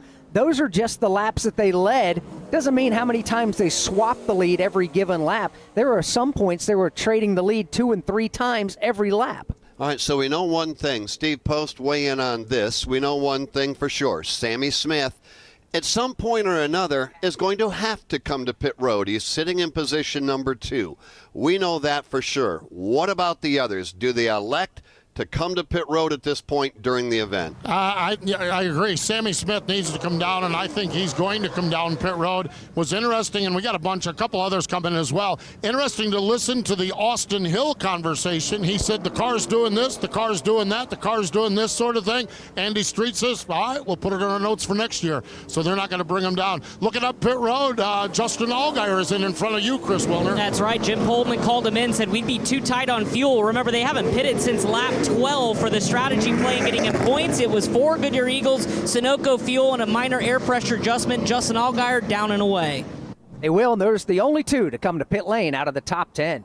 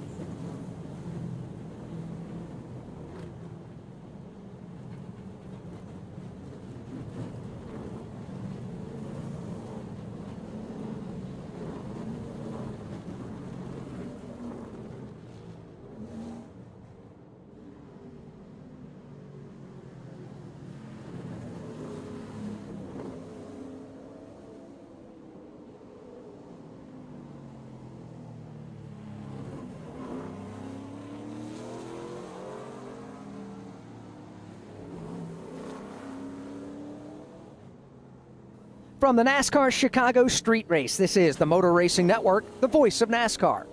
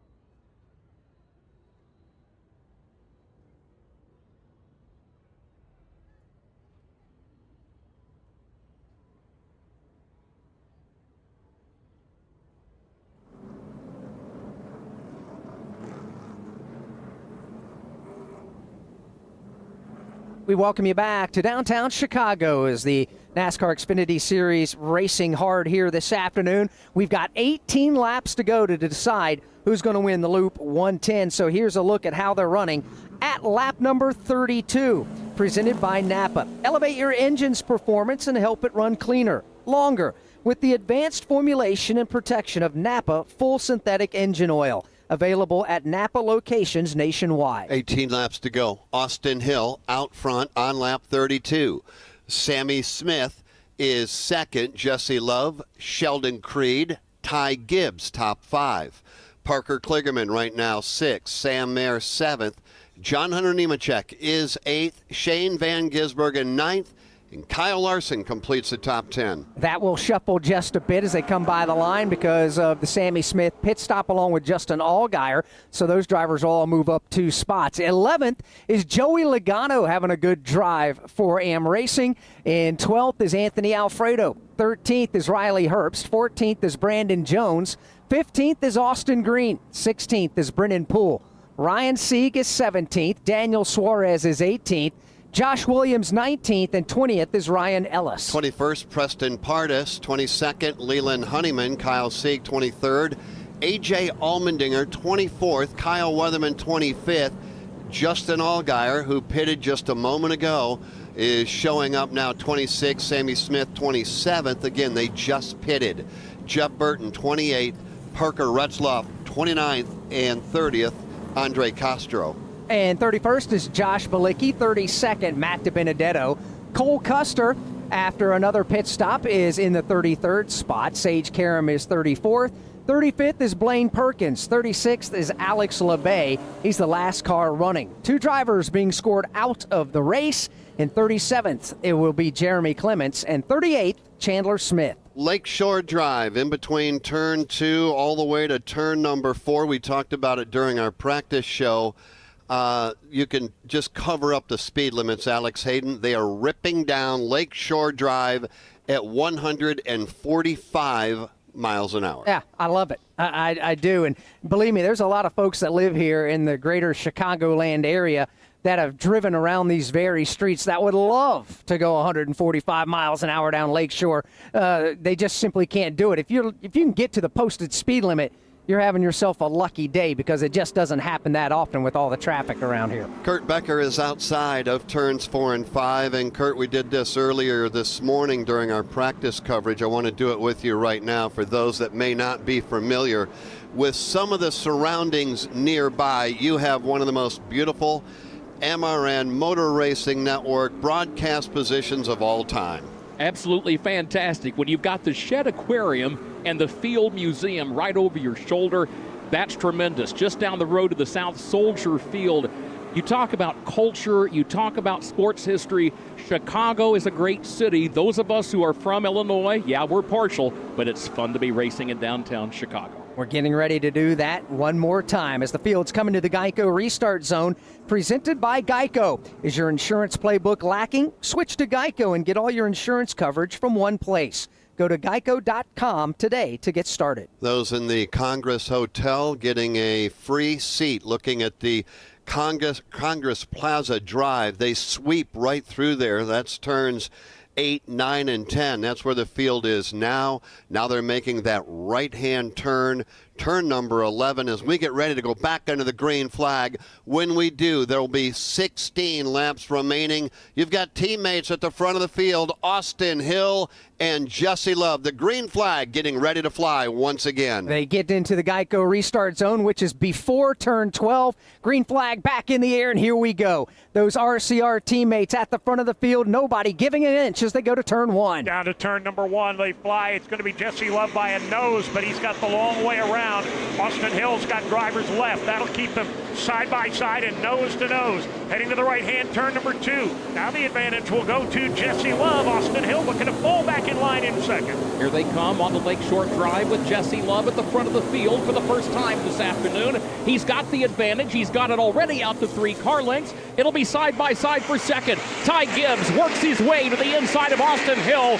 That will be a change for that position. Ty Gibbs up to the runner-up spot and chasing the race lead. A little bit further back, Shane Van Gisbergen's gobbling him up. He's picked up 2, maybe 3 spots now as they head down the hill toward turn 6. Jesse Love shows the way. Gibbs rides in second. Hill is third. Gets a little bump from behind from Sheldon Creed, but everybody soldiers on. Here comes the field downhill toward the right-hand turn 7. It is Jesse Love showing the way. Now right behind him is Ty Gibbs. We'll have to see if Gibbs can make an impression through turns 7 and 11. Again, Love, what a great restart for him, but Gibbs has absolutely erased any advantage he has. Third spot is still Austin Hill. Sheldon Creed sliding his machine through turns 9 and 10. Behind Creed, it is Sam Mayer and now Shane Van Gisbergen right on the bumper of Sheldon Creed. He is up to position number 6 and closing in a hurry. We are down to just 15 laps remaining. Jesse Love shows the way. Turn 11, 4 cars involved. One pulls away.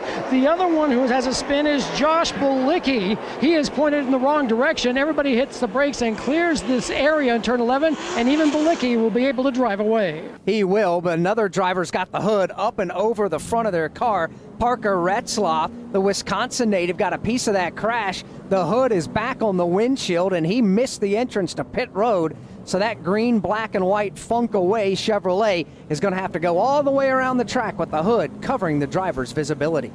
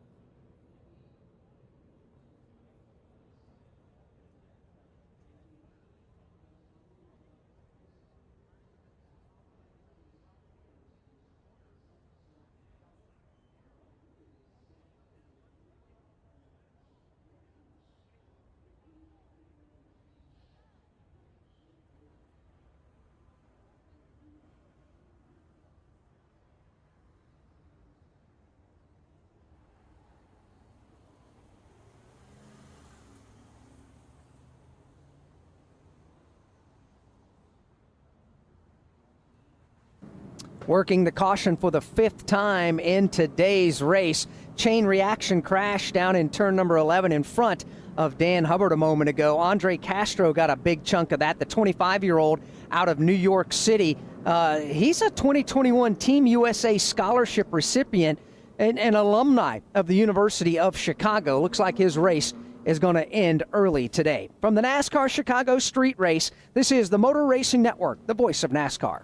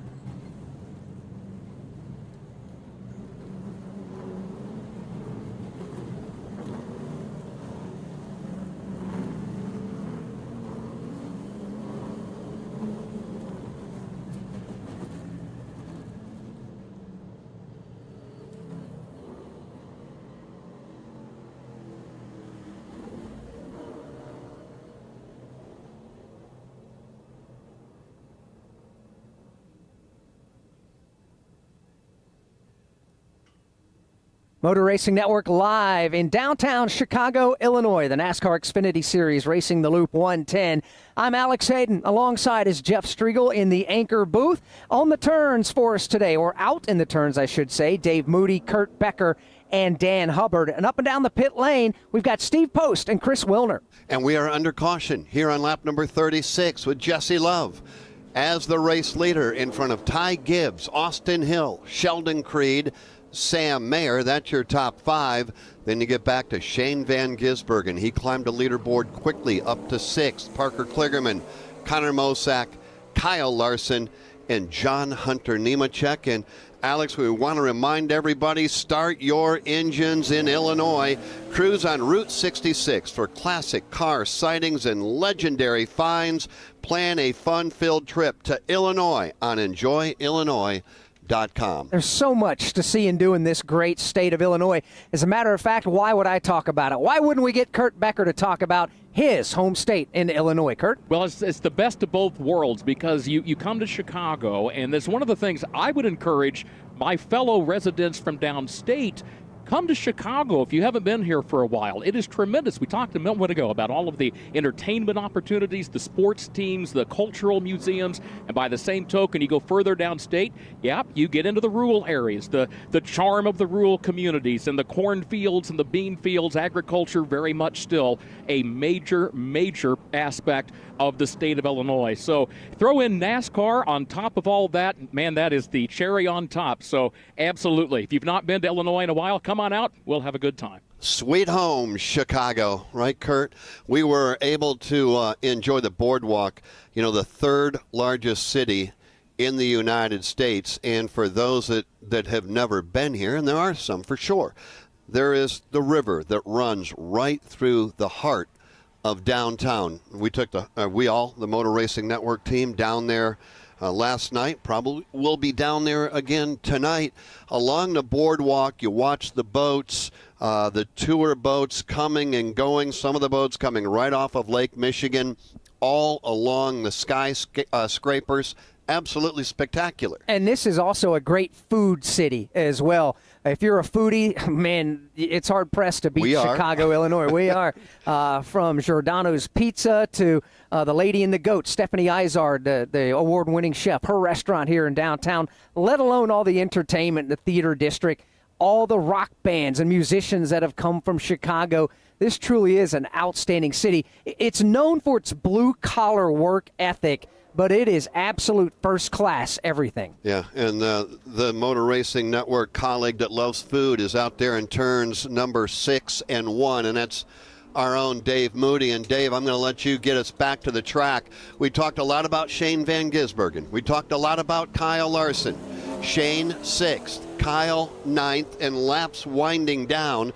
This is not what they need if they're planning on going to victory lane here in the streets of Chicago, and that's caution laps. What are they going to need to do to climb the leaderboard and steal this victory away? They're just going to have to take advantage of every opportunity that's presented to them, and they might have to manufacture a couple with the front bumper. They were much happier, I'm sure, back when it was 19 or 20 laps to go, and they were having to come from 9th and 10th position. They've been a long time under the yellow here, less time for Van Gisbergen and for Larson to work. They were clearly the stars of the show in the first half of this event, but they've got their work cut out for them now. Talking about Larson and Van Gisbergen, that is a perfect segue to what we have coming your way tomorrow at 3:30 Eastern. It's the Grant Park 165. Alex Hayden, I have a feeling, correct me if you think I'm wrong, we're going to be talking about these two players at the front of the field a lot tomorrow as well. I totally agree. After what we saw in practice today, as well as qualifying, it was thrilling in qualifying. As time was expiring, Kyle Larson put down the fast lap to win the pole position. It truly was remarkable to see that. But Shane Van Gisbergen had a great car. He's going to start inside the top 10. Good practice effort there. And they're not the only ones. There are a lot of really good cars tomorrow. I expect tomorrow's race to be complete 180 from what we saw in this race 1 year ago when Shane Van Gisbergen got up front in the rain and was able to drive away from the field. I think this is going to be a tightly contested event tomorrow. And we'll have it coming your way tomorrow at 3:30 Eastern. The Grant Park 165 racing around Grant Park in downtown Chicago on Lakeshore Drive and Michigan Avenue, Belbo Drive. You've heard us talk about it throughout the day, and we'll be back at it again tomorrow. There is a beach to our right of the racetrack, or to the east of our racetrack. There's also a beach that is on the racetrack, and that is requiring some cleanup, and we'll do that. We'll be 12 laps to go next time by, but we continue to work under the caution. And while they clean the racetrack up, gives us a chance to visit with Chris Wilner on the pit lane, presented by McDonald's. Get the new $5 meal deal at McDonald's. With the $5 meal deal at McDonald's, you pick a McDouble or a McChicken, then get a small fry, a small drink, and a 4-piece McNuggets. That's a lot of McDonald's for not a lot of money. Prices and participation may vary for a limited time only. Chris Wilner? Yeah, here with Greg Ives, who's calling the shots for Kyle Larson. Okay, we saw the great battle with Shane Van Gisbergen at the early part of the race. You guys climbing back from different pit strategy. What more do you guys have to contend for the win? Yeah, most definitely that pit strategy kind of got us off a little bit with the cautions there, but we came down and have some pace, and like you said, have some great battles with SVG. But as HendrickCars.com, Chevrolet has been running pretty well today, and obviously with Kyle behind the wheel, it's always fun to watch him go. So I think I don't have the adjustment he's asking for. I tried to make the best with what I had. Turn 5 down there is a little tougher on us than probably the 97. So really just going to have to lean on him to get through this traffic. And, the Sandbox 500 right here is allowing those guys to make it to the end on fuel. But we'll see how it works out, and that's why you run every lap. Well, and it's one of those things, too. All this extended cautions, it limits the amount of time you have to get back up with 13 to go. So what do you think? Can they do it? Yeah. You got the two best on road courses right now, giving them a challenge. I know Kyle's grinning ear to ear, having to go to the back and get in a battle with SVG. And, we want to win on the 17 car here and help the guys, but, we just want to make sure to give them a some good lessons for tomorrow and see how it goes. All right, appreciate your time. Pit road is open. We'll see if anybody comes down. But that's Greg Ives, crew chief for Kyle Larson, having a good time watching him march from the back. I absolutely love his candor and his honesty. Out there having fun. Sure, they want to win, but more importantly, they want to put on a good show. They've been doing that. Still working under the caution flag. 11 to go, and we'll be back under the green flag in just a few moments.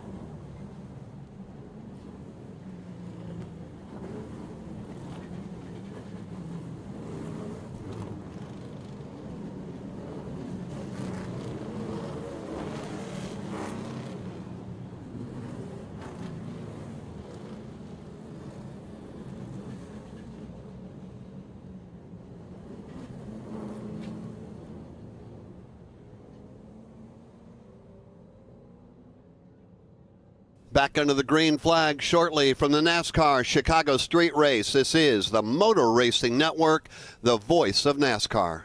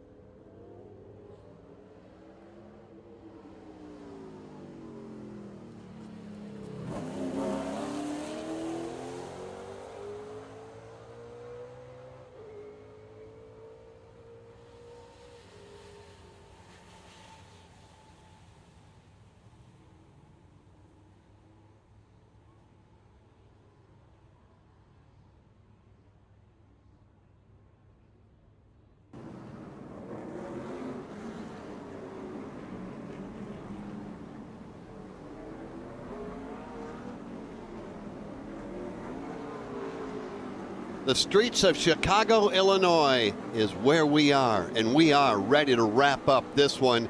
It is the Loop 110 live on the Motor Racing Network. A lengthy cleanup is complete, and just like that, we're ready to go back at it. The question is, can Jesse Love hold off Ty Gibbs?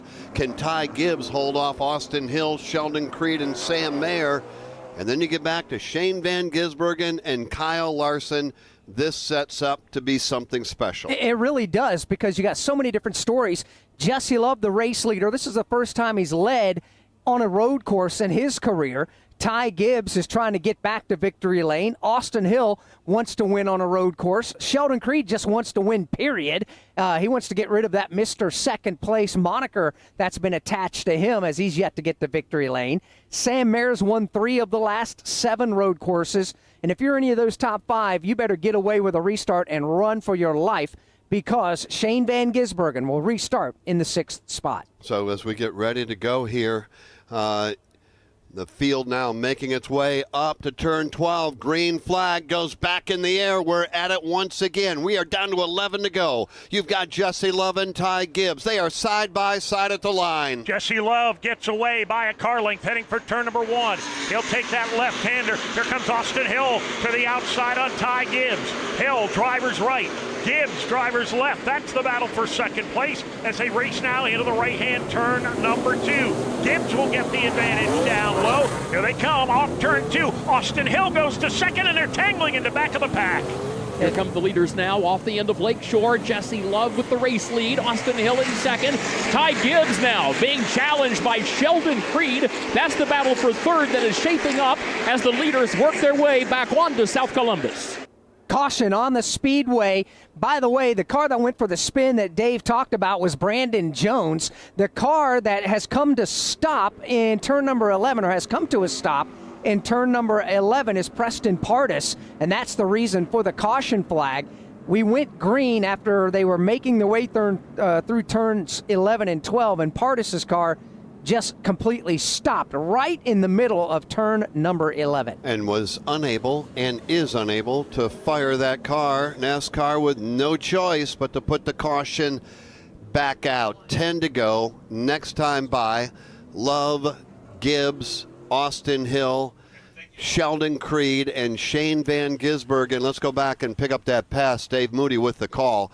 Down the front straightaway, under braking, doing what he does so well, Dave, and that is picking off spots on a road course. Yeah, that's exactly what he does best. There's no question about it. Unfortunately, behind him, some of the back markers back around 15th, 18th place got 3 wide, and Brandon Jones, the odd man out, got clipped in the left rear corner and turned around. So, again, we'll take another lap or 2 off the scoreboard, or add another lap or 2 to the scoreboard. Less time for everybody trying to chase down the leader, Jesse Love. There was one change in position when the caution flag flew, and that was for the number 5 spot. Shane Van Gisbergen was able to get by Sam Mayer for the number 5 position. So as they come by the line, it looks like Austin Hill may be being scored in the 2nd spot. So Austin Hill will be 2nd to Jesse Love, then Ty Gibbs 3rd, Sheldon Creed 4th, and Shane Van Gisbergen 5th. Chris Wilner. And I'm here with SVG's crew chief, Bruce Schlicker. Okay, we were just talking about it. All these yellow flags kind of limiting your driver's run up to the front, but looks like we'll be inside 10 to go when we get this restarted. Confidence in your driver to get back up there and challenge for the win? Oh, absolutely. One of the best in the field right now. Yeah, I mean, we're good on fuel, but the problem is with all these cautions, so is everybody else now. But we got a 5-lap tire advantage, so hopefully we can go green and stay green and use up those tires. How aggressive do you expect your driver to be here when we go back under the green flag? He's smart, so he'll see where the guy's weakness is in front of him and take advantage of it. What's it been like for you working with Shane this year, getting to know him as a driver, what his preferences are? But obviously when you come to a place like Chicago, which fits right in his wheelhouse, it's got to be an absolute joy to work with. Oh, it's a pleasure. Yeah, he's so smart. He can help me with tune on the race car. He knows what he wants. Now he's had a few races to figure that out, so it just makes things a little bit easier. All right, appreciate your time. We'll wait and see when we go back to green, but SVG is going to be on the move here coming from that 5th restart position. That's Chris Wilner at the entry to pit lane. At the exit of pit road is Steve Post. Yeah, and Andy Street is the crew chief for Austin Hill. What's your take? Where are we at? How's things looking for you guys to get this win today? Well, it's good to see both RCR cars up in the top 2 now, and hopefully we'll bring us the checker flag back to welcome. What is the challenge of running with a teammate and then having some of the best road course racers on the planet behind you? What have you told Austin, or is he pretty much up for any challenge that comes his way? They got a lot of respect for each other, he and Jesse, so I think they'll race each other good, and yeah, we know that the 97's coming. There we go. That is Andy Street. He is the crew chief. He mentions the 97. That is Shane Van Gisbergen. And, yeah, those 2 drivers have had a little dust up in the past, so we'll see what happens. This could be pretty good here, gentlemen. Crew chief Andy Street. It would be fitting to win in the streets of Chicago, but he's got a lot of work to do, and the laps getting fewer and fewer. There will be 9 laps to go this time by as we continue to work under the caution flag.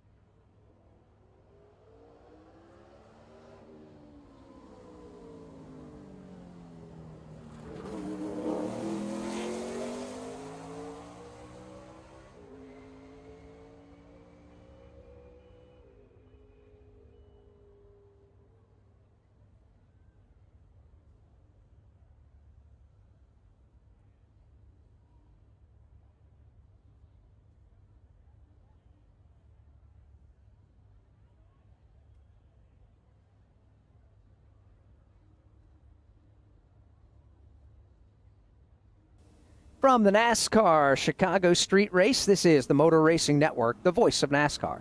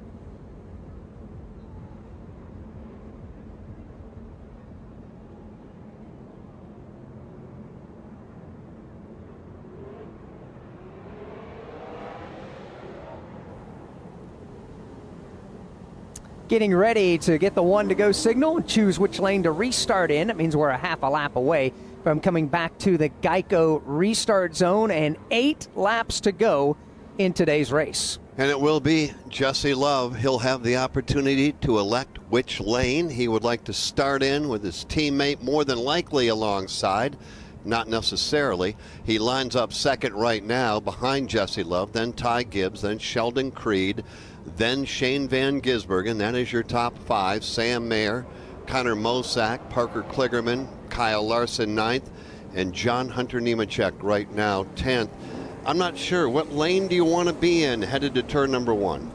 That's a great question. Normally you would like to be on the left-hand side, but you got to be in position for turn number 2, which would be, if you get a good restart, on the right-hand side. That's part of street racing or road racing. So much you have to think about other than just going into the first turn. So it looks like he is electing to, we'll have to get a better view of it as he makes his way around the course. Jesse Love and Austin Hill will line up side by side.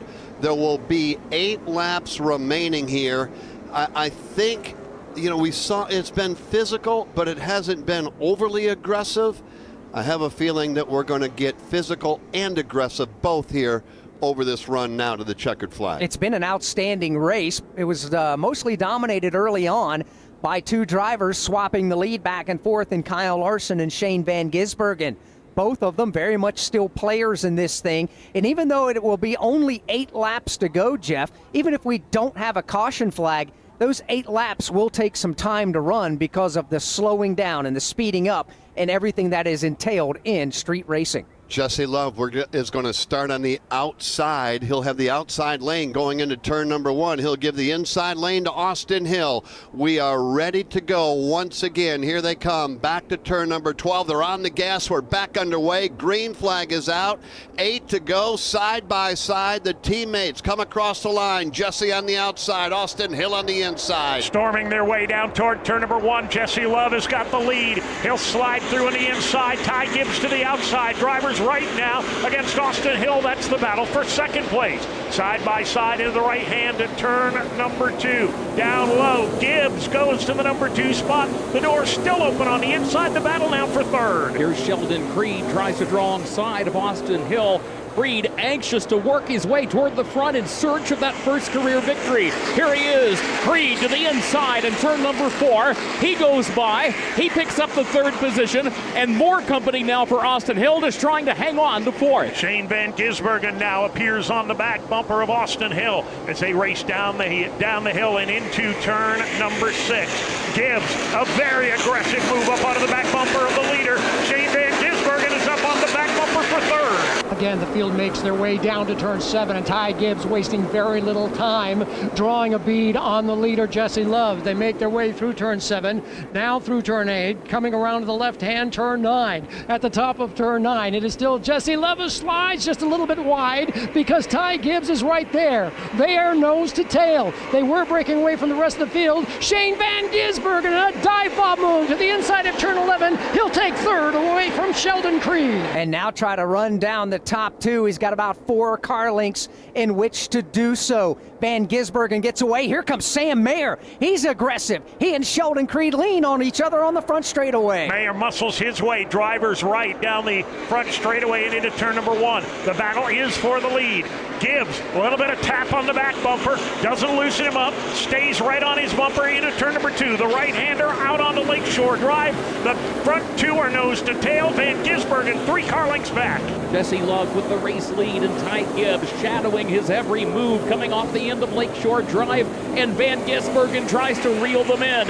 Here's Ty Gibbs. He's in 2nd, trying to find a way to get around Jesse Love. He looks to the right off turn number 5, but Love still has the lead. Here they come down the hill toward turn number 6. SVG beginning to close the margin now. Here comes Gibbs. He's going to challenge to the outside.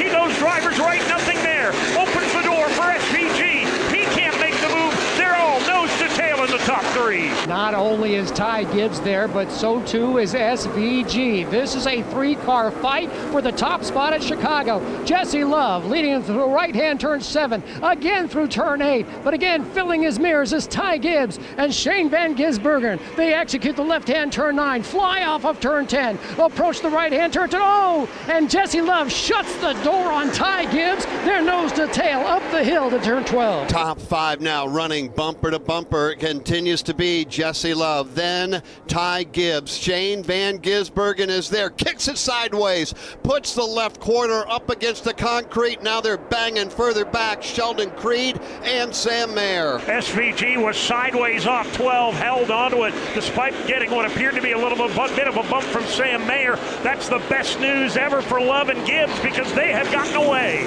Here's Love, the leader still, but Gibbs right there behind him. Here's Gibbs again, still trying to find a way to get by. Not able to do it yet as the field works back to turn 4. Caution on the speedway with 6 laps to go. A car has gone into the tire barrier. It's Leland Honeyman. Is all the way to the windshield in the tire barrier, and that's going to put us under the caution flag with just 6 laps to remaining. And Jeff, and the way that car is jammed in there, it looks like they may have to bring the tow truck out to unwedge him. Yeah, I don't think he's just going to pop it into reverse and back out of that. He has driven the front of that car underneath the tire barrier. We're down to 5 to go. It was on hot and heavy. Love, Gibbs, Van Gisbergen, Sheldon Creed, and Sam Mayer. And unfortunately, the caution flag is going to slow it all down. How about the run off of turn number 12, Dave? Coming back towards you, you had Shane Van Gisbergen, Sheldon Creed, Sam Mayer, Parker Kligerman bouncing off one another. An amazing race down that front straightaway and into turn number 1. I thought Shane Van Gisbergen was gone. He had that car half spun out. May have gotten a little contact from behind from Sam Mayer as they all tried to avoid him. He managed somehow to hang on to it. That's the good news for the second, third, and fourth place, or third, fourth, and fifth place machines. The bad news for them is it allowed the lead pair to get away. But, of course, this caution flag has changed everything now. They'll all be jammed right up again. With fewer and fewer laps to go, down to 5 to go next time by.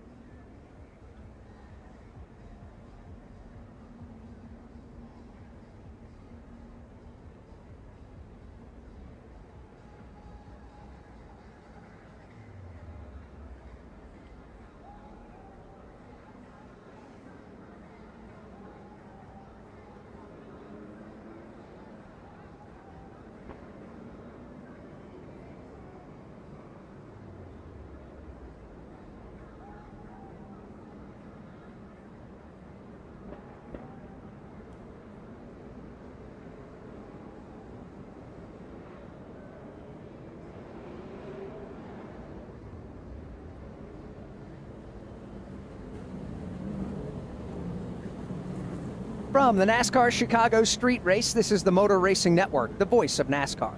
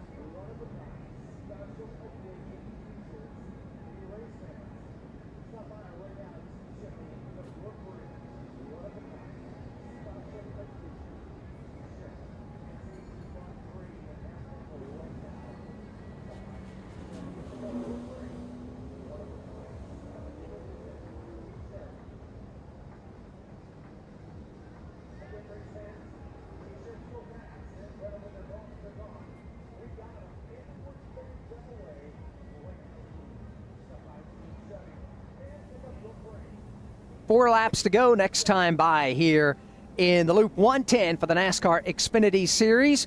Race number 1 of 2 this weekend. Don't forget the main event tomorrow, the NASCAR Cup Series, 3:30 p.m. Eastern Time. This same crew will be back with you starting off with NASCAR Live Race Day here at 3:30 p.m. Eastern for the Grant Park 165 pole position won today by Kyle Larson. Let's get an update from pit road. We've got a number of cars that pitted on lap 17, Chris, and I would imagine that fuel has to be coming into the topic of conversation. Well, let's ask. Race leader Jesse Love's crew chief, Danny Stockman, is here. Lap 17 was a long time ago. You guys okay on fuel, especially if we have to start doing these green-white checkers? Yeah, we're good to the advertised difference, and I feel like we're good for a green-white checkered. Hopefully these guys can keep their composure and we can race this thing out like it's supposed to be. I know he's never seen this place before, but to do the job Jesse's done here and to have a late race restart with a chance to win, I mean, what do you tell your rookie driver in this situation? You don't tell them nothing. You just let them keep doing what they've been doing to get themselves to this point. So he's an incredible talent. He's got a bright future, and we're just having a lot of fun right now. A lot of fun. Thank you, Danny, for your time as he puts the headset back on. Jesse Love going to try to hold him off here in the final couple of laps at Chicago to grab his second win of the season. Pit lane will open up this time by. I will be dumbfounded if any of the front 10 or 12 cars elect to come to pit road, but if they are close on fuel, they may have to as they come around. Waiting on them to get back to the entrance to pit road. Here's how they're running with 5 laps to go. It is Jesse Love, Ty Gibbs, Shane Van Gisbergen, Sam Mayer, Sheldon Creed. That's your front 5 cars. behind them. The rest of the top 10, Parker Kligerman 6th, Kyle Larson 7th, Connor Mosack 8th, Austin Hill 9th, and Joey Logano. We haven't talked much about Joey, but he pops up in 10th position. Steady today for Joey Logano and AM Racing. A.J. Allmendinger, after a bout with the tire barrier, is 11th. Austin Green is 12th. Daniel Suarez 13th. John Hunter Nemechek is 14th, and Kyle Weatherman is 15th. Justin Allgaier, like a yo-yo, up and down the leaderboard. He's climbing it again. He's up to the 16th spot. 17th is Ryan Sieg.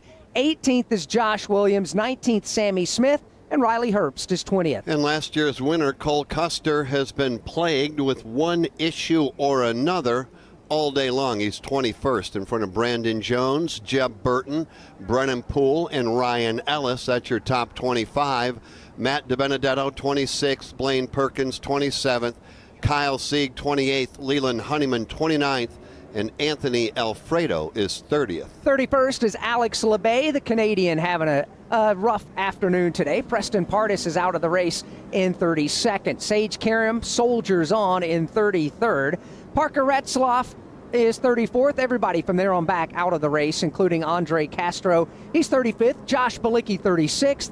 Jeremy Clements, 37th. And Chandler Smith dropped out of the race on lap 5 with engine failure. He'll finish 38. All right, so what is the best place to pass on this course? Let's revisit with Dave and Kurt and Dan. Dave, obviously you've got turn 1 at one side of you. You turn around, you've got turn 6 behind you. Best place to pass in your area? Well, we've seen, particularly last year in the wet, not so much this time around, but the potential is still there.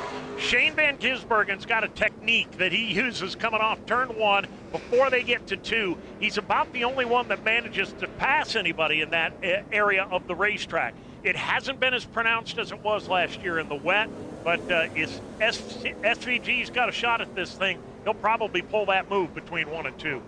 We will get the 1-to-go signal here off turn number 5. And that means on this straightaway headed to turn 6, the drivers will choose what lane to restart in. Something that's worth talking about right now, Jeff, because there'll be 3 laps to go when we get the green flag. The Geico restart zone is at the end of the short straightaway before the last corner, corner number 12.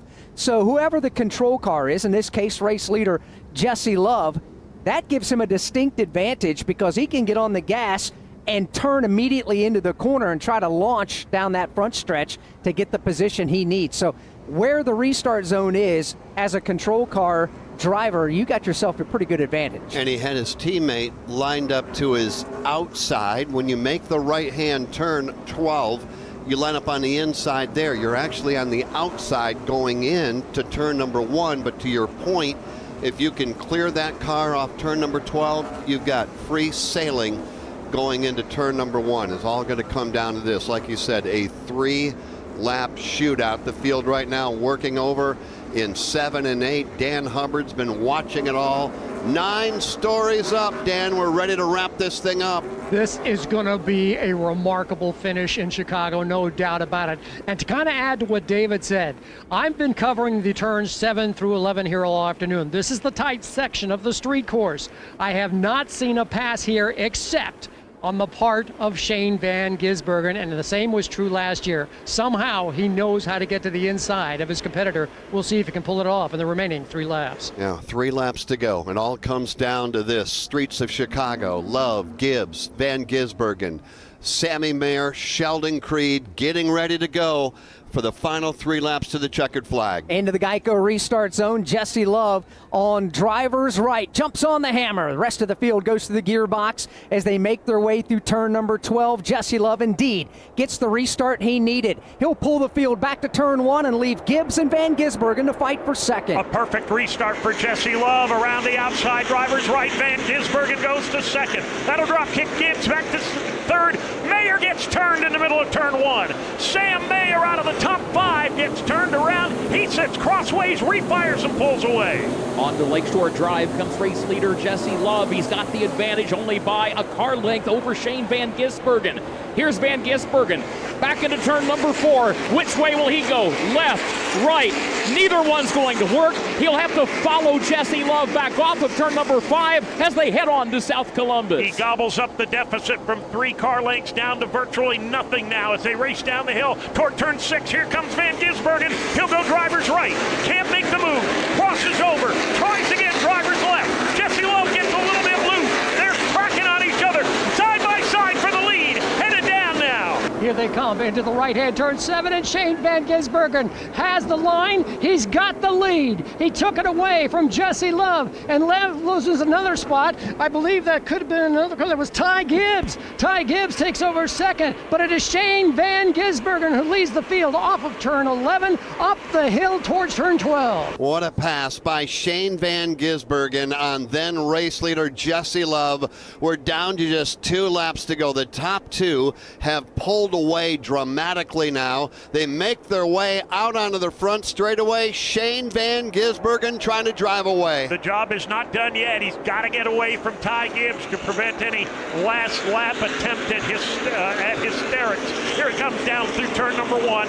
Now into the right-hand turn number 2. Trying to open things up. The lead about 3, maybe 4 car lengths for Shane Van Gisbergen. Kyle Larson is pedaling hard, desperately trying to work his way up through the top 5. He gets around Parker Kligerman. He's up into 4th. Now he's closing in on Jesse Love for 3rd. Here's Larson off the end of Lakeshore, diving to the inside. He's got 3rd, but he's got a lot of work to do to catch the top 2. A country mile to reel in the leaders for Kyle Larson after a heroic run from the back of the pack all the way to the number 3 position. Here come the leaders into 6. Van Gisbergen by 4, maybe 5 car lengths. He's beginning to pull away now from Ty Gibbs. Ty Gibbs is running out of time here in Chicago. Here comes your leader, Shane Van Gisbergen, through turn 7. Gibbs about 4 car lengths off the rear deck lid of the Chevy of the New Zealander. They work around the left-hand turn 9, and now Shane Van Gisbergen starts to stretch it out. It was 4 car lengths. It's almost 5, perhaps even 6, as Shane Van Gisbergen negotiates the right-hand turn 11. And a cream has risen to the top. Van Gisbergen, Gibbs, Larson, 1 to go in the streets of Chicago. The final lap. Shane Van Gisbergen heads to turn number 1. Underneath the white flag he comes. The crowd cheering. They're all the way in turn 6. They don't care. They'll cheer him in turn 1. Shane Van Gisbergen, the Kiwi master, pulling away again. The lead is 6. The lead is 7 as he hits turn number 2. Shane Van Gisbergen from the back of the pack has got them covered again this afternoon at the Chicago Street Course. For the final time today, Shane Van Gisbergen along the shores of Lake Michigan and off into turn number 4 he goes, driving over to turn 5 across East Roosevelt, back onto South Columbus. Shane Van Gisbergen looking for the checkered flag. Final time down the hill at South Columbus, heading for turn number 6. The crowd craning their necks looking for the leader, and here he comes into turn number 6 all by himself. 6, maybe 7 car lengths the advantage. Van Gisbergen clean and green off turn 7. Down the hill into turn 7. What a great run for Shane Van Gisbergen. And if he wins this race, he has certainly earned it. Through turn 7, through turn 8, now around turn 9, continuing to pull away from second place man Ty Gibbs. He'll execute the right-hand turn 2, giving himself plenty of room between him and the wall off of turn 11, up Jackson Drive, headed to turn 12 for the final time. He started 20th with 25 laps to go after the pit stop and has driven his way back to the front of the field. Off turn 12, checkered flag in the air. Shane Van Gisbergen wins the Loop 110, his 3rd win of the 2024 campaign. And Shane Van Gisbergen will celebrate with the rest of that Colleague Racing team. Ty Gibbs, he'll come home 2nd. Kyle Larson will be 3rd. Parker Kligerman 4th. And Jesse Love rounds out the top 5 to Chris Wilner. Oh, it's pandemonium down here in the Colleague Racing pit. Bruce Schlicker's got the headset off. I know you were confident in your driver, but after a couple of races where you guys are outside the top 15, to come back to this place where he's so good and watch him do that, how rewarding is this? That's awesome. The dude is, he belongs here. That's all I can say. He belongs over here racing with us. So the excitement level's through the roof right now. Go celebrate. Congratulations. Awesome. Thank you. Crew Chief Bruce Schlicker, the whole crew is on pit road getting doused with water here on the streets of Chicago. He has won 3 of the last 7 races at the NASCAR Xfinity Series. Talking about Shane Van Gisbergen, the winner here this afternoon in the streets of Chicago.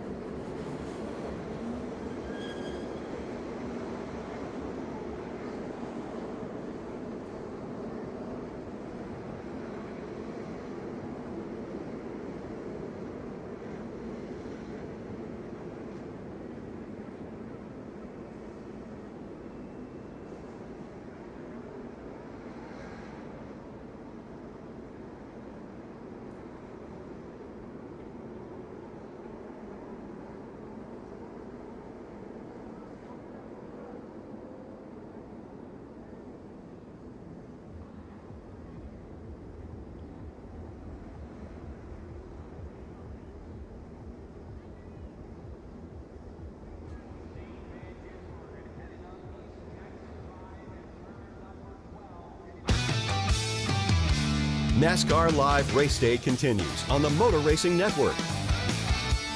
He won at Portland, he won at Sonoma, and now he has won on the streets of Chicago. We're talking about the 35-year-old driver, Shane Van Gisbergen, who is right now celebrating out in front of us, out in front of this massive crowd here, all the way around Grant Park. What a drive. You said during the commercial break, the thing that you love about this driver is the way he races, and you used the word clean. He does. He doesn't have to rough anybody up. He wins this race with very few scratches on his race car. That's mostly just because of battling hard through the field after getting relegated to the 20th spot after pit strategy. But he doesn't lay the bumper to you and move you out of the way. He simply uses technique and outdrives you, whether it's acceleration, mid-corner, or under braking. The guy's just good on road courses. Oh, he just did a donut and pounded it into the concrete wall with the left rear corner of the car. That's about the only mistake he's made today, is the donut into the side of the wall. Get ready with the football.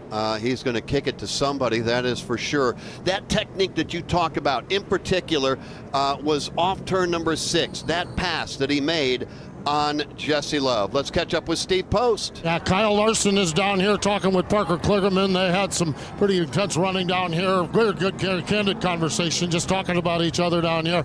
Kyle Larson rallies back for a top 10 finish, or top 5 finish down here. Kyle, midway through the race, you went to the back. What more did you need to get up to the front a little bit quicker? Yeah, I felt like I did a good job. On the initial restart, getting by a lot of guys. I just wasn't as good as Shane. He was just a lot better, like through exiting of 5 and through 9 to 11. Like I couldn't accelerate anywhere. I couldn't accelerate off 5. I'm just bouncing up and down. And then through 9, if I just tried to carry a little bit too much speed, I was always just shearing. Where he could just roll a lot more momentum through there, and it would carry all the way to 11. So, yeah, I think that was the difference. I felt like everywhere else, we could kind of match him, but those were big chunks that he was better than me there. So I had a lot of fun racing him, though, early on. That was a really good race. He was just toying with me. He was way faster than me and just taking care of his car. But that was fun. It was fun to just get to kind of race with him and see some things. There we go. That's Kyle Larson. Here, Kyle Larson with a top 5 finish. Ty Gibbs down here. Ty with, I believe, a second-place run. Is this a good second-place run or a frustrating second-place run? It was kind of a lot going on in that race. We came in for our only pit stop and lost, a ton of spots. I think we had a gun blowout, so unfortunate on that side. I feel like we were just a little too loose the whole time, the whole day. Just so off the corners, just too loose to get off, and I feel like that's what hurt us. But overall, it was for track time, and I had a great time. I'd rather win, but I appreciate the opportunity from he gets us. He gets us Monster Energy, Interstate Batteries, jlegacy.com. It's been a great run, so it's been a fun time, and hopefully ready for the next one. Let's see what happens. I agree. After that first pit stop, I wasn't sure where they were going to end up, but they end up with a second-place finish. That's Ty Gibbs. Tough break for Ty Gibbs. He was top 3 virtually all afternoon long. I can get you more, but there are celebrations out there. Different drivers do different things.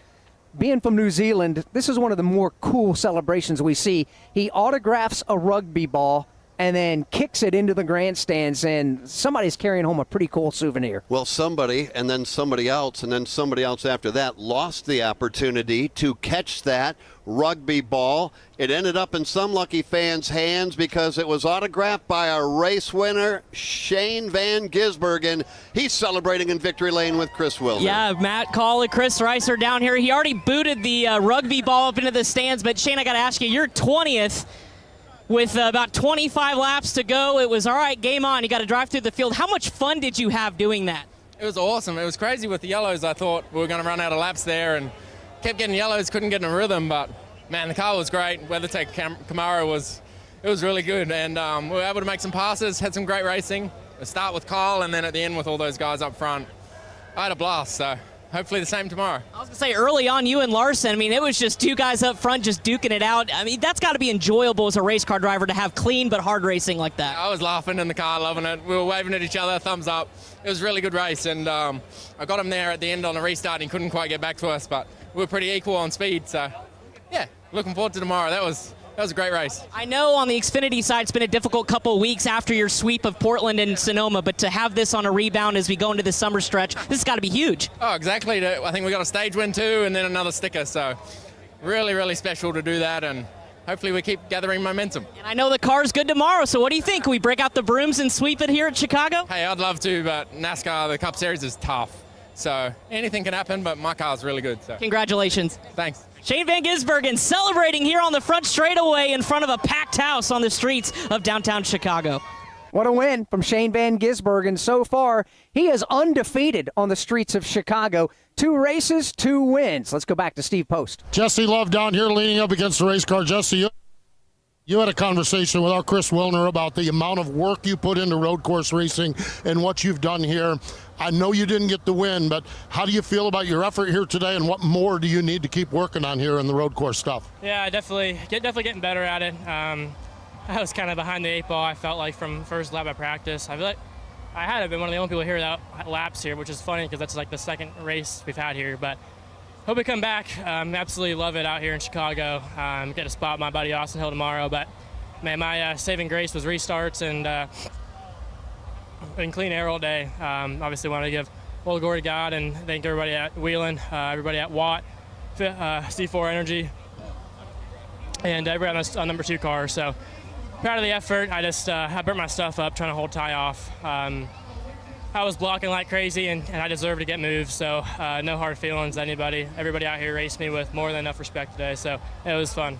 A lot of respect for this young man. That's Jesse Love, finished in top 5 position as well. Parker Kligerman, the final top 5 finisher down here. Parker, describe how you got this top 5 finish here today. Yeah, we were actually 4th. I just fell behind him on the cooldown lap. So. Okay. Yeah, I got that one. But hey, we started dead last. We had to change the motor. We had a leak before practice. We saw, but everyone at this Big Machine Racing team did an awesome job. This bike. Cooler Chevy, and we got to top 10 in stage 1, which was awesome. Everyone was hitting walls, hitting each other. It was absolute anarchy out there. And then we got to the front at the end, and it was just even more chaos. The 18, Sheldon Creed. Sorry to him. I think when you watch it back, he'll see he just came across my nose out of turn 11. Racing deal. I asked Larson about it. He kind of saw it from that point of view too. Just sort of like the 18 came across, and I was there. So I know he's angry, but. Hopefully we can talk that one out when he's seen it and has some time to calm down. He and I drove through the field together. We raced around each other all day. I can't tell you how cool this is, though. Our car was as fast as Xfinity Internet, and I had an absolute blast today. Parker, you're a student of this sport. You love this sport. Yep. This race playing out naturally, none of the weather, everything like that. What does this mean? What is this like? What is just the vibe, the feeling of what you guys did here today at Chicago? I can't explain to you the anarchy that is stock cars on road courses. You put 38 of them out there in the Xfinity Series. These things don't stop. They don't turn. They don't do anything you want them to do. And we're all running into every wall. The walls are moving all the time. Every corner is different all the time. The rubber's laying down. There's stuff going everywhere. It's one of the most chaotic forms of racing I've ever seen in my life, and because of that, it's just absolutely awesome. I love it. Chaos and awesome. That is for sure. And that is Parker Kligerman, the Spike Coolers car, the 4th place finish here today. All right, Posty, thank you very much. It's all over here in Chicago. Shane Van Gisbergen, the race winner, Ty Gibbs, Kyle Larson, Parker Kligerman, and Jesse Love, your top 5. You just heard from all 5. 6th this afternoon, Connor Mosack, Austin Hill 7th, Joey Logano 8th, Justin Allgaier 9th, and Austin Green coming home 10th, Alex Hayden. A solid drive for Austin Green. His 3rd top 10 finish in 4 starts this year, all coming on road courses. Finishing 11th, A.J. Allmendinger. Josh Williams was 12th. Sammy Smith 13th and Kyle Weatherman 14th. Jeb Burton was 15th and Ryan Sieg 16th. Brandon Jones came home 17th. Cole Custer 18th. Sam Mayer 19th and Brennan Poole was 20th. Ryan Ellis 21st, Kyle Sieg 22nd, Matt DiBenedetto 23rd, Blaine Perkins 24th, John Hunter Nemechek 25th, Sheldon Creed, you just heard Parker Kligerman talk about that. He ends up finishing 26th. Daniel Suarez 27th, Riley Herbst 28th, Alex LeBay 29th, and Anthony Alfredo was 30th. Leland Honeyman was 31st. Preston Pardis 32nd. Sage Karam was 33rd. Parker Retzloff 34th. Andre Castro was 35th. Josh Balicki 36th. Jeremy Clements 37th. And Chandler Smith was 38th. Earlier today, you talked about Chicago is a great place for food. Well, if this race turned out to be the appetizer, then I can't wait to see what the main course looks like tomorrow afternoon. It's going to be outstanding. Based off of the practice session